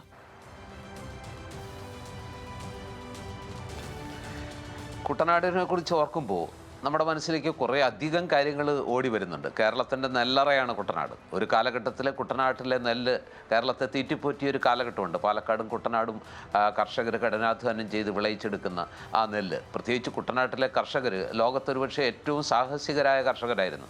മുരുക്കനെ പോലുള്ളവർ കടൽ നികത്തി, കായൽ നികത്തി ഉണ്ടാക്കിയ ആ വയലുകൾ അല്ലെങ്കിൽ ആ പാടശേഖരങ്ങളാണ് സത്യത്തിൽ ഒരു കാലത്ത് കേരളത്തിൻ്റെ ഭക്ഷ്യാവശ്യങ്ങൾ നിറവേറ്റിയിരുന്നത്. അത് അധ്വാനത്തിൻ്റെ വീരേതിഹാസങ്ങൾ വിരചിച്ച സ്ഥലം കൂടിയാണ് കുട്ടനാട്. അതുകൊണ്ട് തന്നെ സ്വാഭാവികമായിട്ടും അവിടെ കർഷകരും കർഷക തൊഴിലാളികളും തമ്മിലുള്ള ബന്ധം, നമ്മൾ ഏറ്റവും കൂടുതൽ കർഷക സമരങ്ങളും കർഷക തൊഴിലാളി സമരങ്ങളും അരങ്ങേറിയ ഒരു സ്ഥലം എന്ന് വേണമെങ്കിൽ കുട്ടനാടിനെ കുറിച്ച് പറയാം. പണ്ടൊക്കെ പതമ്പ് കൂട്ടുന്നതിന് കുറിച്ച്, കൂലി വർധനവിന് വേണ്ടി അങ്ങനെ ഒരുപാട് കഥകൾ അല്ലെങ്കിൽ സമരങ്ങൾ ഒരുപാട് അരങ്ങേറിയിട്ടുള്ള ഒരു സ്ഥലമാണ് കുട്ടനാടെന്ന് പറയുന്നത്. അവിടെ വലിയ കർഷക തൊഴിലാളി നേതാക്കളുണ്ടായിരുന്നു. ആ കൂട്ടത്തിൽ VS അച്യുതാനന്ദനെ പോലുള്ളവരൊക്കെയാണ് അവിടെ കർഷക തൊഴിലാളികളെ സംഘടിപ്പിക്കുന്നതിൽ ഏറ്റവും മുന്നിൽ നിന്നത്. പിൽക്കാലത്ത് ആ കർഷക തൊഴിലാളികളാണ് ഇടതുപക്ഷത്തിൻ്റെ ഏറ്റവും വലിയ വോട്ട് ബാങ്കായി മാറിയത്. ഒപ്പം ജോൺ ജേക്കബിനെ പോലുള്ള തൊപ്പിപ്പാള വെച്ച് കർഷക സമരങ്ങൾക്ക് നേതൃത്വം കൊടുത്ത് സെക്രട്ടേറിയറ്റിന് മുമ്പിൽ അടക്കം വലിയ കേരളത്തിലെ കർഷകരുടെ വലിയൊരു നേതാവായി മാറിയ കേരള കോൺഗ്രസിൻ്റെ തന്നെ ജോൺ ജേക്കബിനെ പോലെയുള്ള നേതാക്കൾ വളർന്നു വന്ന മണ്ണ് കൂടിയാണ് കുട്ടനാട്. വള്ളംകളിയുടെ മണ്ണ്. തകഴി ശിവശങ്കര പിള്ളയെ പോലുള്ള മഹാരഥനായ എഴുത്തുകാരൻ്റെ അദ്ദേഹത്തിൻ്റെ കൃതികളിൽ വായിച്ചാണ് സത്യത്തിൽ ഈ കുട്ടനാട്ടുകാരല്ലാത്ത, ആലപ്പുഴക്കാരല്ലാത്ത മനുഷ്യർ കുട്ടനാടിനെ അറിഞ്ഞത്. കാവാലവും ചമ്പക്കുളവും അതുപോലെ തന്നെ തകഴിയും ഒക്കെ അടങ്ങുന്ന കുട്ടനാട്ടിലെ ഒരു എന്താ പറയുക, വർഷത്തിൻ്റെ നല്ലൊരു പങ്ക് വെള്ളത്തിൽ മൂടിക്കിടക്കുന്ന കുട്ടനാട്. പലപ്പോഴും പ്രളയമുണ്ടാകുമ്പോൾ സത്യത്തിൽ ആ കുട്ടനാട്ടിലെ കർഷകരുടെ അല്ലെങ്കിൽ കുട്ടനാട്ടിലെ മനുഷ്യരുടെ ജീവിതം എത്രമേൽ ഗതികെട്ടതാണെന്നുള്ളത് അവിടെ ചെന്ന് അനുഭവിക്കുന്നവർക്കേ അറിയുള്ളൂ. കാരണം ആ ഒരു അവസ്ഥയിലാണ്. കുട്ടനാട് പാക്കേജിനെ കുറിച്ച് കുറേ കാലമായിട്ട് നമ്മൾ കേൾക്കുന്നു. ആ കുട്ടനാട് പാക്കേജ് കുട്ടനാടിൻ്റെ മുഖച്ഛായ മാറ്റുമെന്ന് പറഞ്ഞു. പക്ഷേ പാക്കേജ് കുറേയൊക്കെ നടപ്പായി. പക്ഷേ എങ്കിൽ പോലും കുട്ടനാടിന് പഴയ അവസ്ഥയിൽ നിന്ന് പൂർണ്ണമായൊരു മോചനമൊന്നും കിട്ടിയിട്ടില്ല. ഇപ്പോഴും കിഴക്കൻ മലയിൽ വെള്ളം മഴ പെയ്താൽ ആ വെള്ളം മുഴുവൻ ഒഴുകിയെത്തുന്നത് കുട്ടനാട് തന്നെയാണ്. അതിൻ്റെ കെടുതി അനുഭവിക്കുന്നതും കൂടുതലായും കുട്ടനാട് തന്നെയാണെന്നുള്ളതൊരു വസ്തുതയാണ്. ഇനി രാഷ്ട്രീയത്തിലേക്ക് വന്നാൽ, നേരത്തെ സെബാസ്റ്റ്യൻ പോൾ സാർ പറഞ്ഞത് ഒരു പ്രസക്തമായ കാര്യമാണ്. അതായത് കർഷക തൊഴിലാളി സമരങ്ങളുടെ ഈറ്റില്ലമായ കുട്ടനാട്ടിൽ ആ കർഷക തൊഴിലാളികളെ സംഘടിപ്പിച്ച് ചുവപ്പ് കൊടിക്ക് പിന്നിൽ അണിനിരത്തിയ CPM-നോ CPI-ക്കോ അല്ല കുട്ടനാട് സീറ്റ് എന്നത് ചരിത്രത്തിലെ ഒരു കൗതുകമുള്ള ഒരു വിരോധാഭാസം എന്ന് വേണമെങ്കിൽ പറയാം. ഒരു വല്ലാത്ത വിരോധാഭാസമാണ്. അവിടെ CPM-നും CPI-ക്കും ഒക്കെ എല്ലാ കാലത്തും കമ്മ്യൂണിസ്റ്റ് പാർട്ടിക്കും ഇടതു മുന്നണിക്കും വലിയ വോട്ട് സമ്മാനിച്ചിരുന്നത് കർഷക തൊഴിലാളി സമൂഹമാണ്. ആ കർഷക തൊഴിലാളി സമൂഹത്തിന് മേൽക്കോയ്മയുള്ള ഭൂരിപക്ഷമുള്ള കുട്ടനാട് പോലുള്ള ഒരു മണ്ഡലത്തിൽ ഇപ്പോൾ മത്സരിക്കുന്നത് കുറേ കാലമായിട്ട് NCP ആണ് എന്നുള്ളത് നമുക്ക് ഉൾക്കൊള്ളാൻ ഇത്തിരി ബുദ്ധിമുട്ടുള്ള ഒരു കാര്യമാണ്. പക്ഷേ അതൊരു സത്യമാണ്. ഒരു കാലത്ത് ഈ സമീപകാലത്ത് ഏറ്റവും കൂടുതൽ കുട്ടനാടിൽ നിന്ന് ജയിച്ചു വന്ന ഡോക്ടർ KC ജോസഫ് എന്ന് പറയുന്ന കേരള കോൺഗ്രസിൻ്റെ നേതാവാണ്. അദ്ദേഹത്തിന് പിന്നീട് അദ്ദേഹം ഈ പറയുന്ന തോമസ് ചാണ്ടി എന്ന് പറയുന്ന ആളോട് പരാജയപ്പെടേണ്ട ഒരു കാഴ്ച കണ്ടു. പിന്നീട് തോമസ് ചാണ്ടിയുടെ ഒരു കാലഘട്ടം കണ്ടു, അദ്ദേഹം മന്ത്രിയായി. അതിനുശേഷമാണ് അദ്ദേഹം അകാലത്തിൽ മരിച്ചപ്പോഴാണ് തോമസ് കെ തോമസ് അദ്ദേഹത്തിൻ്റെ സഹോദരൻ ഇപ്പോൾ കുട്ടനാട്ടിൻ്റെ ജനപ്രതിയായിട്ട് തിരഞ്ഞെടുത്തത്. പക്ഷേ ഇതൊക്കെയാണെങ്കിലും ഒരു കാര്യം, ഇത്തവണ കുട്ടനാടിൻ്റെ ഒരു രാഷ്ട്രീയ ചിത്രം പരിശോധിക്കുമ്പോൾ കഴിഞ്ഞ നിയമസഭാ തെരഞ്ഞെടുപ്പിലെയോ അതല്ലെങ്കിൽ ലോക്സഭാ തെരഞ്ഞെടുപ്പിലെയോ രാഷ്ട്രീയ ചിത്രത്തിന് അപ്പുറത്ത് കുറച്ചുകൂടി UDFന് ആഭിമുഖ്യം കാണിക്കുന്ന, അല്ലെങ്കിൽ UDFന് കുറച്ചുകൂടി ആനുകൂല്യം അല്ലെങ്കിൽ കുറച്ചുകൂടി ആത്മവിശ്വാസം പകരുന്ന വിജയം കുട്ടനാട്ടിൽ ഉണ്ടായിരിക്കുന്നു എന്നുള്ളതാണ് ഈ തദ്ദേശ തെരഞ്ഞെടുപ്പ് നൽകുന്നൊരു ചിത്രം. അതായത് ഭൂരിപക്ഷം പഞ്ചായത്തുകളും പിടിച്ചെടുത്തു കഴിഞ്ഞു UDF. അത് തീർച്ചയായിട്ടും അവിടെയുള്ളൊരു പ്രശ്നം എന്താണെന്ന് വെച്ചാൽ, അവിടെ ഈ കേരള കോൺഗ്രസ് ജോസഫിനാണ് ആ സീറ്റെങ്കിൽ പോലും അവിടുത്തെ വോട്ടിൽ നല്ലൊരു പങ്കും കോൺഗ്രസ് വോട്ടുകളാണ്. പക്ഷേ സീറ്റ് വീതം വെച്ച് വരുമ്പോൾ, UDFലെ സീറ്റ് വിഭജനം വരുമ്പോൾ കുറേയെങ്കിലും ജോസഫിന് സ്വാധീനമുള്ള ഒരു മണ്ഡലം എന്നുള്ള നിലയ്ക്ക് ആ മണ്ഡലം ജോസഫിൻ്റെ അക്കൗണ്ടിലേക്ക് കൊടുക്കുന്നതാണ് പതിവ്. അങ്ങനെയാണ് കുറേ കാലങ്ങളായിട്ട് തുടർന്നു വരികയാണ്. പക്ഷേ ഇക്കുറി കോൺഗ്രസ്സിൽ അതിശക്തമായ ഒരു വികാരമുണ്ട്. ഇത്തവണ കുട്ടനാട് സീറ്റ് കോൺഗ്രസ് ഏറ്റെടുക്കണമെന്ന് അവിടുത്തെ പാർട്ടി പ്രവർത്തകരും നേതാക്കളും എല്ലാം ആവശ്യപ്പെടുന്നുണ്ട്. അങ്ങനെ വന്നാൽ കോൺഗ്രസിന് ആലപ്പുഴയിൽ ഹരിപ്പാട് കഴിഞ്ഞാൽ ഏറ്റവും ഉറപ്പായും ജയിക്കാൻ കഴിയുന്നൊരു മണ്ഡലമാണ് കുട്ടനാട് എന്നൊരു വിശ്വാസവും കോൺഗ്രസ് പ്രവർത്തകർക്കുണ്ട്. പക്ഷേ അത് എത്ര കണ്ട് സാധ്യമാകും എന്നുള്ളത് സംശയകരമാണ്. കാരണം ഞാൻ മനസ്സിലാക്കുന്നത് ജോസഫ് ഗ്രൂപ്പ് 10 സീറ്റിൽ കുറഞ്ഞ് ഒരു വിട്ടുവീഴ്ചയ്ക്കും തയ്യാറല്ല എന്ന ഏറ്റവും ശക്തമായ സ്റ്റാൻഡ് എടുക്കുന്നതിൻ്റെ ഏറ്റവും പ്രധാനപ്പെട്ട കാരണങ്ങളിലൊന്ന് കുട്ടനാട് സീറ്റിൻ്റെ കാര്യത്തിൽ വിട്ടുവീഴ്ചയില്ല എന്ന് പറയാൻ വേണ്ടിയാണ്. ആ സീറ്റ് വിട്ടുകൊടുത്തുകൊണ്ടുള്ള ഒരു വിട്ടുവീഴ്ചയ്ക്കും ഒരു ഒത്തുതീർപ്പിനും തങ്ങളില്ല. കാരണം അതിൽ വേറെ പല കാര്യങ്ങളും അതിൻ്റെ അടിയിലുണ്ട്. ഞാനത് പറയുന്നില്ല. ഇപ്പോൾ പല കാര്യങ്ങളും അതിൻ്റെ അണ്ടർഗ്രൗണ്ടിൽ നടക്കുന്നുണ്ട്. ജോസഫ് ഗ്രൂപ്പിനെ സംബന്ധിച്ചിടത്തോളം അവർക്ക് ഈ കുട്ടനാട് സീറ്റ് ഒരു അഭിമാന പ്രശ്നമാണ്. മാത്രമല്ല പാർട്ടിക്ക് ഈ നിയമസഭാ തെരഞ്ഞെടുപ്പിൽ അവർക്ക് കുട്ടനാട് സീറ്റിലേക്ക് ഒരു സ്ഥാനാർത്ഥിയെ അവർ കണ്ടുവച്ചിട്ടുണ്ട്. ആ സ്ഥാനാർത്ഥി എന്ന് പറയുന്ന ഒരു ചെറുമീനല്ല. അദ്ദേഹം ഒരു വാളയോ അല്ലെങ്കിൽ അതിനപ്പുറത്താണ്, ഒരു നെത്തോലി അല്ല എന്നതും പ്രധാനപ്പെട്ട ഒരു ഘടകമാണ്. അതുകൊണ്ട് ഒരു ഒത്തുതീർപ്പിനും ജോസഫ് ഗ്രൂപ്പിന് കഴിയാത്തൊരവസ്ഥ ഓൾറെഡി തന്നെ അവിടെ ഉരുത്തിരിഞ്ഞിട്ടുണ്ട് എന്നൊരു വസ്തുതയും നമ്മൾ ഓർക്കാതെ പോകരുത്. ശരി, അപ്പോൾ മത്സര രംഗത്ത് ജോസഫ് ഗ്രൂപ്പ് തന്നെ ഉണ്ടാകുമോ എന്നുള്ളത് ആദ്യത്തെ കാര്യം. മാത്രമല്ല അതിനുശേഷം നടക്കുന്ന തെരഞ്ഞെടുപ്പ്, അതിൽ ഏതു വിധേന അനുകൂല ഘടകങ്ങൾ പലതുണ്ട് കുട്ടനാട്ടിൽ. പക്ഷേ അതിനെയൊക്കെ അവസരമാക്കാൻ UDFന് കഴിയുമോ എന്നുള്ളത് ഒന്നാമത്തെ കാര്യം. രണ്ടാമത് വിപ്ലവ മണ്ണിൽ അതീവ കരുതലോടുകൂടി തന്നെ LDF നിൽക്കേണ്ട ഒരു സാഹചര്യം കൂടിയുണ്ട്. അതിന് ഈ വിഭാഗീയതകളും കൊഴിഞ്ഞുപോക്കും ആഭ്യന്തര പ്രശ്നങ്ങളും ഒക്കെ പരിഹരിക്കേണ്ടതും ആ നിലയ്ക്ക് തെരഞ്ഞെടുപ്പിനെ അഭിമുഖീകരിക്കേണ്ടതും ആവശ്യമാണെന്ന് പറഞ്ഞു വെക്കുന്ന മറ്റൊരു തലം കൂടി അതിനുണ്ട്. നമുക്ക് മറ്റു മണ്ഡലങ്ങളിലേക്കൊക്കെ ഇനി നമുക്ക് പോകാം മാവേലിക്കര മണ്ഡലത്തിലേക്ക്. ഇടതിനും വലതിനും ഒരുപോലെ അടിവേരുകളുള്ള മണ്ഡലമാണ്, നിലവിലെ സംവരണ മണ്ഡലമാണ്. ആദ്യ 2 തെരഞ്ഞെടുപ്പുകളിൽ ദ്വയാംഗ മണ്ഡലമായിരുന്നു മാവേലിക്കര. BJP ഇത്തവണ A ക്ലാസ് മണ്ഡലമായി കരുതുന്ന 34 മണ്ഡലങ്ങളിൽ ഒന്നാണ് മാവേലിക്കര. ഇക്കഴിഞ്ഞ തദ്ദേശ തെരഞ്ഞെടുപ്പിൽ മാവേലിക്കര മുനിസിപ്പാലിറ്റി ND നേടുമെന്ന് വരെ കരുതിയിരുന്ന ഒരു ഘട്ടമുണ്ടായിരുന്നു. 2021 പോകുമ്പോൾ അവിടുത്തെ നില MS അരുൺകുമാറിന് ലഭിച്ചത് 71,743 വോട്ടുകളായിരുന്നു. 47.8%. KK ഷാജു രണ്ടാമതായിട്ട് വരുമ്പോൾ 47,026 വോട്ടുകളാണ് ലഭിച്ചത്. 31.3% കണക്ക്. K സഞ്ജു BJP സ്ഥാനാർത്ഥി വരുമ്പോൾ 30,955, 20.6%. ഭൂരിപക്ഷം 24,717 എന്നുള്ളതായിരുന്നു കണക്ക്. ഇനി 2024 പോകുമ്പോൾ CA അരുൺകുമാറിന് ലഭിച്ചത് 55,483 വോട്ടുകൾ, 41.7%. കൊടിക്കുന്നിൽ സുരേഷ് രണ്ടാം സ്ഥാനത്ത് വരുമ്പോൾ 49,317 വോട്ടുകൾ, 37.03%. ബൈജു കലാശാലയ്ക്ക് BDJസിന്റെ സ്ഥാനാർത്ഥിക്ക് ലഭിച്ചത് 24,844 വോട്ടുകൾ, 18.65%. ലീഡ് 6,166 എന്നുള്ളതായിരുന്നു ലീഡ്. ഇനി തദ്ദേശ ചിത്രത്തിലേക്ക് വരുമ്പോൾ അവിടെ മാവേലിക്കര മുനിസിപ്പാലിറ്റി UDFനൊപ്പമാണ്. UDFന്റെ കക്ഷിനിലയിൽ 15, LDFന് 4, NDAക്ക് 8, മറ്റുള്ളവർക്ക് 1 എന്നുള്ളതാണ് മാവേലിക്കര മുനിസിപ്പാലിറ്റിയിലെ കണക്ക്. 2020 അവിടെ UDF ഭരണം തന്നെയായിരുന്നു മുനിസിപ്പാലിറ്റിയിൽ. UDF ഭരണം നേടിയെങ്കിലും BJP ആണ് പ്രതിപക്ഷമായത് എന്നുള്ളത് അവിടെ ശ്രദ്ധേയമായി നിൽക്കുന്നുണ്ട്. ഇനി മാവേലിക്കരയുടെ കൂടുതൽ ചിത്രത്തിലേക്ക് വരുമ്പോൾ അവിടെ ഗ്രാമപഞ്ചായത്തുകൾ 7 എണ്ണമാണ്. LDF-ന് 4, UDF-ന് 3 എന്നുള്ളതാണ് കണക്ക്. ചുനക്കര, മാവേലിക്കര തെക്കേക്കര, നൂർനാട്, തഴക്കര എന്നീ പഞ്ചായത്തുകൾ LDF-ന് ഒപ്പവും മാവേലിക്കര, താമരക്കുളം,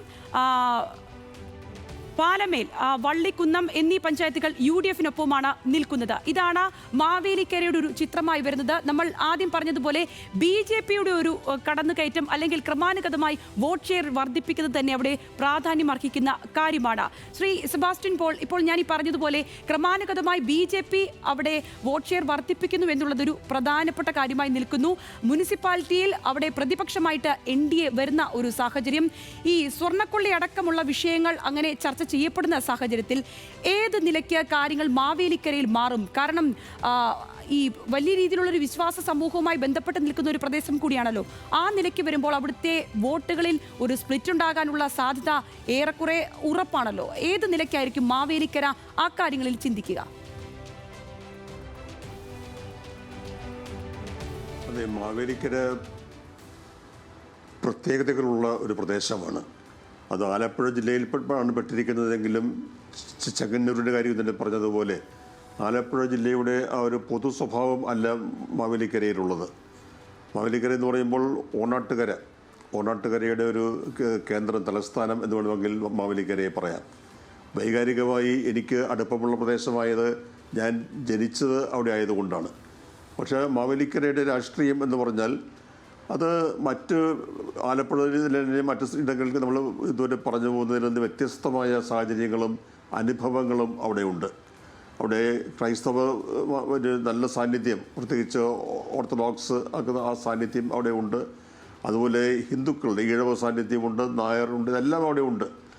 അവിടെ ആ മാവേലിക്കരയുടെ മനസ്സിനെ അടുത്ത് അറിഞ്ഞ ഒരു പശ്ചാത്തലത്തിൽ ചിന്തിക്കുമ്പോൾ അവിടെ BJP അല്ലെങ്കിൽ NDA ക്രമാനുഗതമായി കൂടുതൽ ആധിപത്യം സ്ഥാപിച്ച് വരുന്നതിൽ വലിയ അത്ഭുതമില്ല. അവിടെ അങ്ങനെ ഒരു പ്രത്യേകതയാണ്. ശബരിമല ഉൾപ്പെടെയുള്ള കാര്യങ്ങൾക്കൊക്കെ വലിയ ഇമ്പാക്റ്റ് ഉള്ള ഒരു പ്രദേശമാണ് മാവേലിക്കര.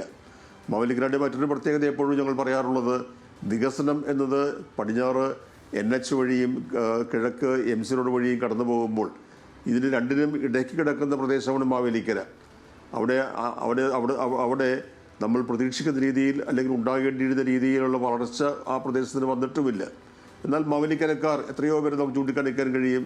ലോകപ്രശസ്തരായവർ, വിവിധങ്ങളായ തലങ്ങളിൽ വലിയ ഔന്നത്യം പ്രാപിച്ചവർ, ഇതൊക്കെയുള്ള പ്രദേശമാണെങ്കിലും മാവേലിക്കരയ്ക്ക് ഒരു കൺസർവേറ്റീവായൊരു സ്വഭാവം കൂടി അവിടെ ഉണ്ട്. അതുകൊണ്ടാണ് അവിടെ നമ്മൾ ഈ കണക്കുകളൊക്കെ കാണുമ്പോൾ അവിടെ NDP അല്ലെങ്കിൽ BJP ക്രമാനുഗതമായി അവരുടെ വോട്ട് ഷെയർ വർദ്ധിപ്പിച്ചു വരുന്നു. ഇപ്പോൾ അവരുടെ A ക്ലാസ് മണ്ഡലങ്ങളിൽ അവർ പരിഗണിക്കുന്ന ഒരു സീറ്റാണത് എന്നുകൂടി പറയുകയുണ്ടായി. പക്ഷേ എനിക്ക് തോന്നുന്നില്ല മാവേലിക്കര അങ്ങനെ ഒരു അവസ്ഥയിലേക്ക് മാറും എന്ന്. അവിടെ UDF-ഉം LDF-ഉം തമ്മിൽ തന്നെയായിരിക്കും മത്സരം നടക്കുക. അവിടെ ഇപ്പോൾ LDF-ന് പലപ്പോഴായി ജയിക്കാൻ കഴിയുന്ന ഇപ്പോൾ നിലവിലും അവിടെ LDF MLA തന്നെയാണ്. പലപ്പോഴും ഒരു സംവരണ മണ്ഡലം കൂടിയായിരുന്നു മാവേലിക്കര. അപ്പോൾ ആ പ്രത്യേകതകളും അവസ്ഥ എല്ലാം നിലനിൽക്കുമ്പോൾ മാവേലിക്കരയുടെ രാഷ്ട്രീയത്തിൽ വലിയ മാറ്റം വരും എന്ന് ഞാൻ കരുതുന്നില്ല.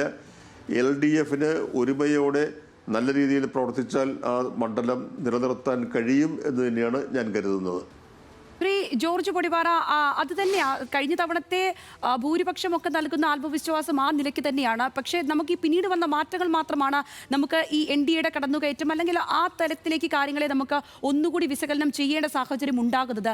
ഈ BJP ഉണ്ടാക്കുന്ന നേട്ടം അത് കൂടുതലായി ഇത്തവണ ആഴത്തിൽ ഉണ്ടാക്കുമെന്ന് കരുതാനാകുമോ? നമ്മൾ ഈ ശബരിമലയൊക്കെയുള്ള സാഹചര്യം വിലയിരുത്തുമ്പോൾ അങ്ങനെ കരുതണോ? അങ്ങനെ കരുതുകയാണെങ്കിൽ തന്നെ അത് ആർക്കായിരിക്കും കൂടുതൽ ദോഷം ചെയ്യുക?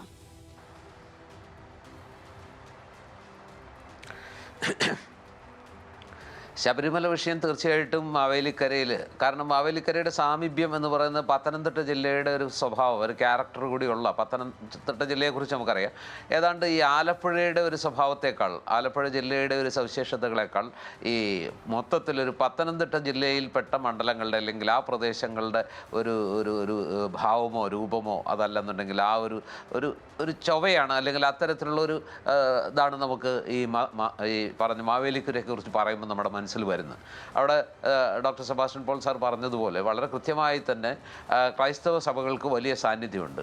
ഏറ്റവും കൂടുതലുള്ളത് ഓർത്തഡോക്സ് സഭയാണ്. പക്ഷേ പെന്തക്കോസ്റ്റ് സഭകൾക്കും അവിടെ ഈ മാവേലിക്കര മണ്ഡലത്തിൽ സാമാന്യം നല്ല വേരോട്ടമുണ്ട്. അപ്പോൾ അങ്ങനെയുള്ള നേരെ മറിച്ച് കത്തോലിക്ക സഭയ്ക്കോ അല്ലെങ്കിൽ ലത്തീൻ സഭയ്ക്കോ ഒന്നും ആലപ്പുഴ ജില്ലയുടെ മറ്റു പല ഭാഗങ്ങളിലും ലത്തീൻ സഭയും കത്തോലിക്ക സഭയൊക്കെയാണ് കൂടുതലുള്ളത്. പക്ഷേ ഈ പറഞ്ഞ ചെങ്ങന്നൂരും മാവേലിക്കരയും ഒക്കെ കത്തോലിക്ക സഭയ്ക്ക് വളരെ സ്വാധീനം കുറവാണ്. അവിടെ ഈ പറഞ്ഞ ഓർത്തഡോക്സ് സഭയ്ക്കാണ് ഏറ്റവും മുന്തിയ സ്വാധീനം. അതുപോലെ തന്നെ പെന്തക്കോസ്റ്റ് സഭകൾക്കും ഒട്ടും കുറവല്ലാത്ത ഒരു സ്വാധീന മേഖലയുണ്ട്. പക്ഷേ ഇതൊക്കെ പറഞ്ഞാലും അവിടെ നായർ സമുദായം വലിയൊരു ശക്തിയാണ്. ഈഴവ സമുദായത്തിന് നല്ല വേരോട്ടമുണ്ട്. അപ്പോൾ തീർച്ചയായിട്ടും ഈ ഹിന്ദു ഭൂരിപക്ഷം തന്നെയാണ് അവിടെ ഉള്ളതെന്നാണ് ഞാൻ മനസ്സിലാക്കുന്നത്. അങ്ങനെ വന്നാൽ ഈ ശബരിമലയുടെ അത്ര അകലമില്ലാത്ത പത്തനംതിട്ടയുടെ ഭാഗമായിട്ടുള്ള ശബരിമലയിൽ നിന്ന് ഏറെ ദൂരമില്ലാത്ത, പ്രത്യേകിച്ച് അവിടുത്തെ ഹൈന്ദവ വിശ്വാസികളെ സംബന്ധിച്ചിടത്തോളം ഈ ശബരിമല എന്ന് പറയുന്നത് ഒരു വലിയ വൈകാരികതയാണ്. അവിടെ നടന്ന സ്വർണ്ണക്കൊള്ള തീർച്ചയായിട്ടും അവിടുത്തെ ഹിന്ദു സമൂഹത്തെ ആഴത്തിൽ തന്നെ ബാധിച്ചിട്ടുണ്ട്. അവരെ വല്ലാതെ നിരാശരാക്കിയിട്ടുണ്ട്, സങ്കടത്തിലാക്കിയിട്ടുണ്ട് എന്നുള്ളൊരു വസ്തുതയാണ്. ആ ഘടകം വർക്കൗട്ട് ചെയ്യും എന്ന് വിചാരിച്ച് തന്നെയാണ് ഈ പറഞ്ഞ തദ്ദേശ തെരഞ്ഞെടുപ്പിൽ BJP വലിയ മുന്നേറ്റം ഉണ്ടാക്കുമെന്ന് പ്രതീക്ഷിച്ചത്. പക്ഷേ 2019 ലോക്സഭാ തെരഞ്ഞെടുപ്പിൽ സംഭവിച്ചതുപോലെ BJPക്ക് ഉദ്ദേശിച്ച പോലെ ഒരു മുന്നേറ്റം മാവേലിക്കരയിൽ ഉണ്ടാക്കാൻ കഴിഞ്ഞില്ല എന്ന് മാത്രമല്ല, അവർക്ക് തദ്ദേശ തെരഞ്ഞെടുപ്പിൽ അവർ പ്രതീക്ഷിച്ച ഒരുപക്ഷെ അവർ മാവേലിക്കര നഗരസഭ പിടിക്കും എന്ന് വിചാരിച്ചെങ്കിൽ അതിൻ്റെ അടുത്തെങ്ങും എത്താൻ അവർക്ക് കഴിഞ്ഞില്ല എന്നുള്ളതാണ് വസ്തുത. അപ്പോൾ സ്വാഭാവികമായിട്ടും ഇപ്പോഴത്തെ ഏറ്റവും ഒടുവിൽ നമ്മൾ മനസ്സിലാക്കേണ്ട ഒരു കാര്യം, ലോക്സഭാ തെരഞ്ഞെടുപ്പിൽ ഏറ്റവും കൂടുതൽ, അതായത് കൊടിക്കുന്നിൽ സുരേഷിന് ഏറ്റവും വലിയ ലീഡ് വഴങ്ങേണ്ടി വന്ന നിയോജകമണ്ഡലങ്ങളിലൊന്നാണ് മാവേലിക്കര. അത് ഒരു ഘടകം. നിയമസഭാ തെരഞ്ഞെടുപ്പിലാകട്ടെ വലിയ ഭൂരിപക്ഷത്തിൽ LDF ജയിച്ച മണ്ഡലമാണ്. പക്ഷേ ഏറ്റവും ഒടുവിൽ നടന്ന തദ്ദേശ തെരഞ്ഞെടുപ്പിലേക്ക് വരുമ്പോൾ നമ്മൾ കാണുന്നൊരു ചിത്രം എന്താ? അവിടെ ഈ പറയുന്ന UDF മാവേലിക്കര നഗരസഭ പിടിച്ചെടുക്കുന്നു. അതുപോലെ തന്നെ ഈ പറഞ്ഞ പഞ്ചായത്തുകളുടെ കാര്യത്തിലായാലും UDFന് സാമാന്യം ഭേദപ്പെട്ട ഒരു സ്വാധീനം. 3 ഗ്രാമപഞ്ചായത്തുകൾ അവർക്ക് പിടിക്കാൻ കഴിഞ്ഞു. 4 ഗ്രാമപഞ്ചായത്തുകളാണ് LDFനുള്ളത്. അപ്പോൾ ഈ കാര്യങ്ങളെല്ലാം പരിഗണിക്കുമ്പോൾ ഈ മാവേലിക്കരയിലെ ഇത്തവണത്തെ തെരഞ്ഞെടുപ്പിൽ ഒരു വലിയ എന്താ പറയുക സ്വാധീനം ചെലുത്തുന്ന ഘടകം എന്ന് പറയുന്നത് ശബരിമലയിലെ സ്വർണ്ണക്കൊള്ള തന്നെ ആയിരിക്കുമെന്ന് നമുക്ക് ഉറപ്പിക്കാം.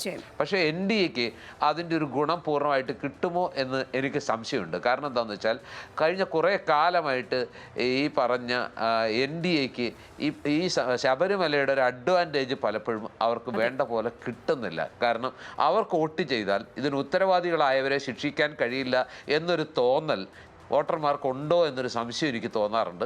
അതുകൊണ്ടായിരിക്കാം സമരത്തിന് മുൻപിലൊക്കെ BJPയും സംഘപരിവാറും ഒക്കെ ആണെങ്കിലും പലപ്പോഴും വോട്ട് വരുമ്പോൾ അവർക്കതിൻ്റെ പൂർണ്ണമായ പ്രയോജനം കിട്ടാതെ UDFന് ഗുണകരമായി തീരുന്നൊരു ഒരു പ്രതിഭാസം പലപ്പോഴും പ്രകടമാകുന്നുണ്ട്.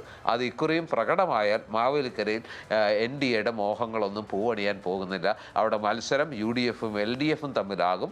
അതൊരു കടുത്ത മത്സരം തന്നെയാകാനുള്ള സാഹചര്യം ഈ ശബരിമല സ്വർണ്ണക്കൊള്ള അടക്കമുള്ള വിഷയങ്ങളുടെ പശ്ചാത്തലത്തിൽ ഉണ്ട് താനും. അപ്പോൾ തീർച്ചയായും മാവേലിക്കരയിലും കടുത്തൊരു മത്സരം തന്നെ നമ്മൾ പ്രതീക്ഷിക്കണം. അതിനപ്പുറത്തേക്ക് ഒരു കാര്യവും മാവേലിക്കരയിലും ഉണ്ടാകില്ല എന്നുള്ളതാണ്. ഇനി നമുക്ക് ഒടുവിലത്തെ മണ്ഡലത്തിലേക്ക് പോകുമ്പോൾ കായംകുളമാണ്. ഇടത് കോട്ടയെന്ന് പറയാനാകാത്ത കായംകുളം കോൺഗ്രസിനും MLA സമ്മാനിച്ചിട്ടുള്ള മണ്ഡലമാണ്. 1957 കായംകുളം മണ്ഡലം നിലവിൽ വരുന്നത്. മുസ്ലിം വിഭാഗത്തിന് നിർണായക സ്വാധീനമുള്ള മണ്ഡലമാണ്. മത്സ്യബന്ധനം, കയർ വ്യവസായം തുടങ്ങിയവയ്ക്ക് വലിയ പ്രാധാന്യമുള്ള സ്ഥലം കൂടിയാണ് കായംകുളം. BJPയുടെ ശക്തമായ സാന്നിധ്യമായി മാറുന്ന ഒരു കാഴ്ച കൂടി കായംകുളത്തുണ്ട്. ലോക്സഭാ തെരഞ്ഞെടുപ്പ് മുതൽ ഇത് ദൃശ്യവുമാണ്. നമുക്ക് 2021 കണക്ക് പരിശോധിക്കുമ്പോൾ 2021 U പ്രതിഭ ജയിച്ചു കയറുമ്പോൾ 77,348 വോട്ടുകൾക്കാണ് 48.1%. അരിത ബാബു രണ്ടാമത് വരുമ്പോൾ 71,050 വോട്ടുകൾ ലഭിച്ചു, 44.2%. മൂന്നാമതായിട്ട് പ്രദീപ് ലാല് BDGSന്റെ സ്ഥാനാർത്ഥി വരുമ്പോൾ 11,413 വോട്ടുകളാണ് ലഭിച്ചത്. 7.1 എന്നുള്ളതായിരുന്നു കണക്ക്.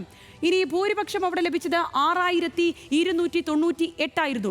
ഇനി 2024 കണക്കിലേക്ക് പോകുമ്പോൾ കായംകുളത്ത് KC വേണുഗോപാലിന് ലഭിച്ചത് 50,216 വോട്ടുകൾ, 33.81%. ശോഭാ സുരേന്ദ്രൻ രണ്ടാമതെത്തുന്നു, 48,775 വോട്ടുകളോടെ 32.84% കണക്ക്. AM ആരിഫ് മൂന്നാമത് വരുമ്പോൾ 48,020 വോട്ടുകൾ, 32.33%. ലീഡ് 1,400 41 എന്നുള്ളതായിരുന്നു ലീഡ്. തുടർച്ചയായ 20 വർഷം LDF-ന് MLA സമ്മാനിച്ച മണ്ഡലത്തിൽ LDF മൂന്നാമതായി പോകുന്ന കാഴ്ചയാണ് ലോക്സഭാ തെരഞ്ഞെടുപ്പിൽ ഈ കണ്ടത്. നമ്മൾ ഈ മുൻ കണക്കിൽ കാണുന്നത് മുൻ MP കൂടിയാണ് മൂന്നാമത് ആയതെന്നുള്ളത് അവിടെ എടുത്തു പറയേണ്ട ഒരു സാഹചര്യമുണ്ട്. ഇനി ഈ കഴിഞ്ഞ തദ്ദേശ തെരഞ്ഞെടുപ്പിന്റെ ഫലം നോക്കുമ്പോൾ കായംകുളം മുനിസിപ്പാലിറ്റി, ദേവികുളങ്ങര, കണ്ടനെല്ലൂർ, കൃഷ്ണപുരം, പത്തിയൂർ, ഭരണിക്കാവ്, ചെട്ടികുളങ്ങര എന്നീ പഞ്ചായത്തുകളും അടങ്ങുന്നതാണ് കായംകുളം മണ്ഡലം എന്നുള്ളത്. ഇതിൽ കായംകുളം മുനിസിപ്പാലിറ്റി UDF-നൊപ്പമാണ് നിൽക്കുന്നത്. അവിടുത്തെ കക്ഷിനില പരിശോധിക്കുമ്പോൾ UDF-ന് 21, LDF-ന് 13, NDA-ക്ക് 5, മറ്റുള്ളവർക്ക് 6 എന്നുള്ളതാണ്. 2020 അവിടെ LDF ഭരണമായിരുന്നു. LDF-ന് അന്ന് 22 സീറ്റ്, UDF-ന് 16, NDA-ക്ക് 3, മറ്റുള്ളവർക്ക് 3 എന്നുള്ളതായിരുന്നു കണക്ക്. ഇനി അത് ഏതൊക്കെയാണ് എന്ന് നോക്കി വരുമ്പോൾ ഗ്രാമപഞ്ചായത്തുകൾ 6 LDF-ന് 5, UDF-ന് 1 എന്നുള്ളതാണ് അവിടുത്തെ ഗ്രാമപഞ്ചായത്തുകളുടെ കണക്ക്.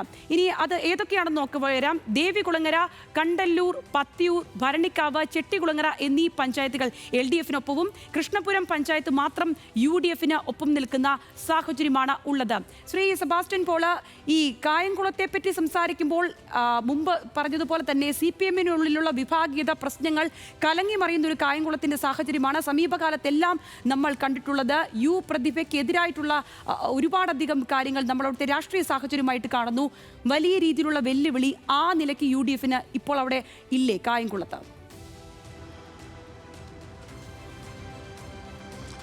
അതെ, കായംകുളം എന്ന് പറയുമ്പോൾ അത് കൃത്യമായ ഒരു ഇടതുപക്ഷ മണ്ഡലം എന്ന് പറയാൻ കഴിയില്ല. അവിടെ പലതരത്തിൽ പല സ്വഭാവത്തിലുള്ള ആളുകൾ ജയിച്ചു വന്നിട്ടുണ്ട്. നമുക്ക് പെട്ടെന്ന് PK കുഞ്ഞിൻ്റെയും തച്ചടി പ്രഭാകരൻ്റെയും ഒക്കെ മണ്ഡലമായിരുന്നു കായംകുളം. ആലപ്പുഴയുമായി നല്ല ചേർച്ചയുള്ള ഒരു മനപ്പൊരുത്തമുള്ള മണ്ഡലമാണ് കായംകുളം. അവിടെ LDF ജയിക്കാതിരിക്കാൻ പ്രത്യേകിച്ച് കാര്യങ്ങളൊന്നുമില്ല.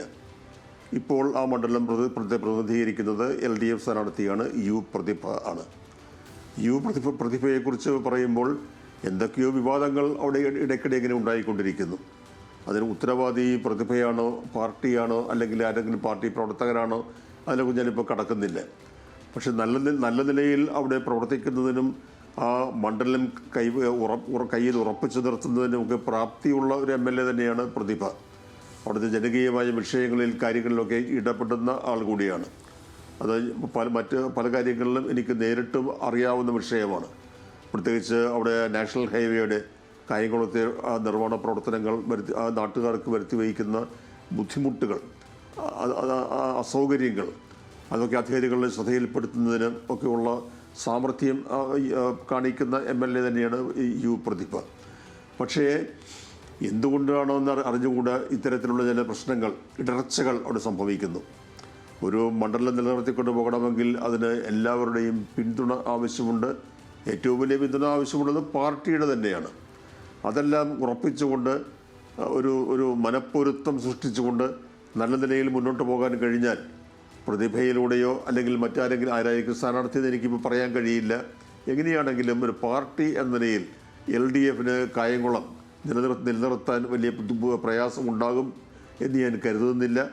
കായംകുളം നമുക്ക് ആലപ്പുഴ ജില്ലയെ സംബന്ധിച്ച് LDF-ന് കിട്ടാൻ സാധ്യതയുള്ള മണ്ഡലങ്ങളുടെ പട്ടികയിൽ തീർച്ചയായും പെടുത്താവുന്ന ഒന്ന് തന്നെയാണ്. ശ്രീ ജോർജ്, മറ്റ് രണ്ട് മുന്നണികളെ കൂടി പരിഗണിക്കുമ്പോൾ അവിടെ UDF-ന് വേണ്ടത്ര ഈ തരംഗത്തിനിടയിലും അത്ര കണ്ടൊരു മേൽക്കൈയൊന്നും ഉണ്ടാക്കാൻ സാധിച്ചിട്ടില്ല എന്നുള്ളതാണ്. മാത്രമല്ല ചെട്ടികുളങ്ങര പഞ്ചായത്തിലാണെങ്കിൽ അവിടെ 3-ാം സ്ഥാനത്ത് കൂടി ആയി പോകുന്നൊരു സാഹചര്യമുണ്ടായി. മാത്രമല്ല നമ്മൾ ഏറ്റവും ഒടുവിലായ ദിവസങ്ങളിൽ കേട്ടതാണ് ശോഭാ സുരേന്ദ്രന് പറഞ്ഞു വെക്കുന്ന മണ്ഡലങ്ങളിൽ ഒന്ന് ചിലപ്പോൾ കായംകുളവും ആയേക്കാം എന്നുള്ള തരത്തിലുള്ള ഒരു കാര്യങ്ങൾ കേൾക്കുന്നു. അതായത് BDJS-ന്റെ പക്കൽ നിന്ന് BJP അത് ഏറ്റെടുത്തുകൊണ്ടൊരു നീക്കം നടത്താൻ ഉദ്ദേശിക്കുന്നു എന്നുള്ളതും.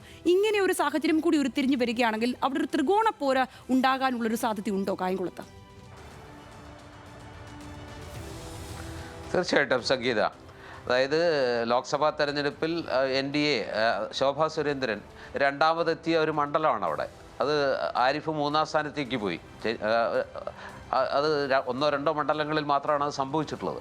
അതുകൂടി ആലോചിക്കണം. അപ്പോൾ സ്വാഭാവികമായിട്ടും ഈ പറഞ്ഞ കായംകുളം LDFനെ സംബന്ധിച്ചിടത്തോളം സെബാസ്റ്റ്യൻ പോൾ സാർ പറഞ്ഞതുപോലെ അത്ര 100% ഉറപ്പിക്കാവുന്നൊരു മണ്ഡലമല്ല. പ്രത്യേകിച്ച് പ്രതിഭയ്ക്കെതിരെ അവിടെ പാർട്ടിക്കകത്ത് കുറേ കാലമായിട്ട് ചില മുറിവുറുപ്പുകൾ നടക്കുന്നുണ്ട്. അതൊരു വലിയ പൊട്ടിത്തെറിയൊന്നും ആകുമെന്ന് നമുക്കിപ്പോഴത്തെ സാഹചര്യത്തിൽ കരുതാൻ പറ്റില്ല. പക്ഷേ എങ്കിലും പ്രതിഭയ്ക്കെതിരെ അവിടെ പാർട്ടിക്കാർക്കിടയിൽ, പാർട്ടി നേതാക്കൾക്കിടയിൽ എന്തൊക്കെയോ പുകയുന്നുണ്ട്. അതൊരു പുകച്ചിലായിട്ട് തന്നെ അങ്ങനെ ഒതുങ്ങിപ്പോവുകയാണെങ്കിൽ വലിയ പ്രശ്നമില്ല. ഇലക്ഷൻ്റെ സമയത്ത് അവർ യോജിച്ച് പുകച്ചിലൊക്കെ അവിടെ നിൽക്കട്ടെ, വോട്ട് പ്രതിഭയ്ക്ക് തന്നെ ചെയ്യാം എന്ന്, അല്ലെങ്കിൽ പ്രതിഭ തന്നെ വീണ്ടും മത്സരിക്കട്ടെ എന്നൊരു തീരുമാനമെടുത്ത് അത് വലിയ ശല്യമില്ലാത്ത ഒരു അവസരങ്ങൾ കാര്യമായിട്ടില്ലാതെയാണെങ്കിൽ LDFനെ സംബന്ധിച്ചിടത്തോളം നിയമസഭാ തെരഞ്ഞെടുപ്പിലും ലോക്സഭാ തെരഞ്ഞെടുപ്പിലും ഒക്കെ വോട്ടിംഗ് പാറ്റേൺ വ്യത്യസ്തമാണെന്നുള്ള നിലയ്ക്ക് പ്രതിഭയ്ക്ക് അവിടെ അത്രമേൽ വലിയ ഡിസഡ്വാൻറ്റേജസ് അല്ലെങ്കിൽ വലിയ പ്രതികൂല ഘടകങ്ങളുണ്ടെന്ന് നമുക്ക് കരുതാൻ പറ്റില്ല. പക്ഷേ അവിടെ ഒരു പ്രശ്നമുള്ളത് എന്താണെന്ന് വെച്ചാൽ, ഈ നേരത്തെ പറഞ്ഞല്ലോ തച്ചടി പ്രഭാകരനെ പോലെയുള്ള കോൺഗ്രസിൻ്റെ എന്താ പറയുക വൻതോക്കുകൾ ജയിച്ചിട്ടുള്ളൊരു മണ്ഡലമാണ്. ഒരുപക്ഷെ ഇത്തവണ തച്ചടി പ്രഭാകരൻ്റെ മകൻ ബിജു പ്രഭാകർ IAS KSRTCയുടെ ചെയർമാനായിട്ടൊക്കെ വഹിച്ച പദവിയൊക്കെ വഹിച്ച ആളാണ്. നല്ല IAS ഉദ്യോഗസ്ഥനായിരുന്നു, ഭരണ നൈപുണ്യമുള്ള ഒരാളാണ്. അദ്ദേഹം സർവീസിൽ നിന്ന് റിട്ടയർ ചെയ്തു. അദ്ദേഹത്തിൻ്റെ പേരും UDF എവിടേക്കൊക്കെയോ പരിഗണിക്കുന്നതായിട്ട് കേൾക്കുന്നുണ്ട്. അപ്പോൾ അങ്ങനെ വന്നാൽ ബിജു പ്രഭാകരൻ കഴിഞ്ഞ തവണത്തെ സ്ഥാനാർത്ഥി ഹരിതാ ബാബുവിന് വരെ ബിജു പ്രഭാകർ അതല്ലെന്നുണ്ടെങ്കിൽ ആ മണ്ഡലത്തിൽ നിറഞ്ഞു നിന്ന് അവിടുത്തെ കാര്യങ്ങളൊക്കെ അതിൻ്റെ ചുമതലക്കാരനായ ഒരു ശ്രീകുമാർ എന്ന് പറഞ്ഞൊരു വ്യക്തിയുണ്ട്. അദ്ദേഹം ഒരു തവണ ജില്ലാ പഞ്ചായത്ത് മെമ്പറായിട്ട് ജയിച്ചിട്ടുള്ള ആളാണ് ഈ പരിധിയിൽ നിന്ന് തന്നെ. അപ്പോൾ ഒരുപക്ഷെ ഈ സ്ഥാനാർത്ഥികളിൽ ആരെങ്കിലും വന്നാൽ, ഈ പറഞ്ഞ ഹരിതാ ബാബുവിന് വേണ്ടി കഴിഞ്ഞ തവണ രാജീവ് ഗാന്ധിയൊക്കെ നേരിട്ട് വന്ന് പ്രചരണം നടത്തിയതാണ്, ജയിക്കുമെന്നുള്ളൊരു വലിയ പ്രതീതി സൃഷ്ടിച്ചതുമാണ്. പക്ഷേ അതിൻ്റെ തെരഞ്ഞെടുപ്പ് ഫലം വന്നപ്പോൾ അതിൻ്റെ ഒരു അഡ്വാൻറ്റേജ്, ഒരു പ്രതിഫലനം നമ്മൾ കണ്ടില്ല. ഒരുപക്ഷെ കേരളം മുഴുവൻ വീശിയ ഇടത് തരംഗത്തിൻ്റെ ആ കാറ്റിൽ പറന്നുപോയതാകാം. പക്ഷേ ഇക്കുറി ഈ പറഞ്ഞ കായംകുളം നഗരസഭ UDF പിടിച്ചിട്ടുണ്ട്. ഈ പറഞ്ഞ പഞ്ചായത്തുകളിൽ വലിയ നേട്ടം ഉണ്ടാക്കാൻ പറ്റിയിട്ടില്ല. അവരുടെ കയ്യിലിരുന്നൊരു പഞ്ചായത്ത് പോവുകയും ചെയ്തു. പക്ഷേ എങ്കിലും അവിടെ കുറച്ചുകൂടെ ക്ലാരിറ്റി വരണമെങ്കിൽ ഈ പഞ്ചായത്തുകളിൽ എത്രത്തോളം സീറ്റുകൾ വ്യത്യാസമുണ്ട്, ഒരു ശക്തമായ മത്സരം നടന്നിട്ടുണ്ടോ. ഈ 5 പഞ്ചായത്തുകൾ LDF പിടിച്ചെങ്കിലും ഒരെണ്ണേ UDFൻ്റെ അക്കൗണ്ടിൽ ഉള്ളൂ എങ്കിൽ പോലും ഈ പഞ്ചായത്തുകളിൽ പലതിലും നേരിയ വ്യത്യാസത്തിലാണ് LDFന് ഭൂരിപക്ഷം കിട്ടിയത് എന്നുള്ളൊരു വസ്തുതയും അവിടെ നിന്നുള്ളവർ പറയുന്നുണ്ട്. അപ്പം അങ്ങനെ വരുമ്പോൾ ഈ പറഞ്ഞ ഇവരുടെ 2 മുന്നണികളുടെയും വിജയസാധ്യതയെ നിർണ്ണയിക്കുന്ന ഒരു പ്രധാന ഘടകമായിട്ട് ഞാൻ മനസ്സിലാക്കുന്നത് ശോഭാ സുരേന്ദ്രൻ മത്സരിക്കുന്ന 2 സീറ്റുകളെക്കുറിച്ചാണ് പറയുന്നത്. അതിൽ പ്രധാനപ്പെട്ടത് കായംകുളം. അത് കഴിഞ്ഞ ലോക്സഭാ തെരഞ്ഞെടുപ്പിൽ ശോഭാ സുരേന്ദ്രന് നേടിയെടുക്കാൻ കഴിഞ്ഞ വോട്ടിൻ്റെ ഒരു ശക്തി കൂടി പരിഗണിച്ചാവാം. അല്ലെങ്കിൽ പിന്നെ പാലക്കാടാണ്. ഞാൻ കേൾക്കുന്നത്, ഞാൻ UDF ഉപശാലകളിൽ നിന്നൊക്കെ കേൾക്കുന്ന കാര്യം, ശോഭാ സുരേന്ദ്രൻ കായംകുളത്ത് മത്സരിക്കും എന്ന നിലയ്ക്കാണ് കാര്യങ്ങൾ ഇപ്പോൾ ഏറ്റവും അവസാനം കേൾക്കുന്നത്. അങ്ങനെ കാര്യങ്ങൾ പോകും, അങ്ങനെ അനുമാനിക്കാം അല്ലേ? എന്താണെങ്കിലും ഇരുവർക്കും നന്ദി. നമ്മുടെ സമയം ഇന്നിവിടെ അവസാനിക്കുകയാണ്. ആലപ്പുഴ ജില്ലയിൽ 5 മണ്ഡലങ്ങൾ കൂടിയുള്ള ഈ യാത്രയിൽ ഒപ്പം ചേർന്നതിന് ഒരുപാടധികം നന്ദി ഇരുവർക്കും. എന്നാണെങ്കിലും പ്രിയപ്പെട്ട പ്രേക്ഷകരെ, നമ്മൾ ആലപ്പുഴ ജില്ലയിലെ 2 ദിവസങ്ങളിലൂടെയായിട്ട് 9 മണ്ഡലങ്ങളെക്കുറിച്ചും വിശദമായി തന്നെ സംസാരിക്കുകയായിരുന്നു. ഓരോ മണ്ഡലങ്ങളും കൂടുതലായി അടുത്തറിയുമ്പോൾ ഒരു മുന്നണിക്കും അത്രയധികം കൂടുതലായി ഒരു എഡ്ജും പറയാനാകില്ല. എല്ലാവരും അക്ഷീണം തന്നെ പ്രയത്നിച്ചാൽ മാത്രമാണ് ഈ പറയുന്ന വിജയത്തിലേക്ക് എത്താൻ പറ്റൂ എന്നുള്ളൊരു വിശകലനമാണ് വരുന്നത്. ഏതാണെങ്കിലും കഴിഞ്ഞ തവണത്തെ പോലെ ആയിരിക്കില്ല കാര്യങ്ങൾ, ഇത്തവണ കാര്യങ്ങൾ മാറി മറിയും എന്നുള്ളത് ഉറപ്പു തന്നെയാണ്. അടുത്തയാഴ്ച നമുക്ക് കോട്ടയം ജില്ലയിലെ വിശേഷങ്ങളും വിശകലനങ്ങളുമായി ചേരാം. ഇലക്ഷൻ ഹെറാൾഡ് നമുക്ക് വീണ്ടും അന്ന് കണ്ടുമുട്ടാം. അതുവരെ ശുഭരാത്രി.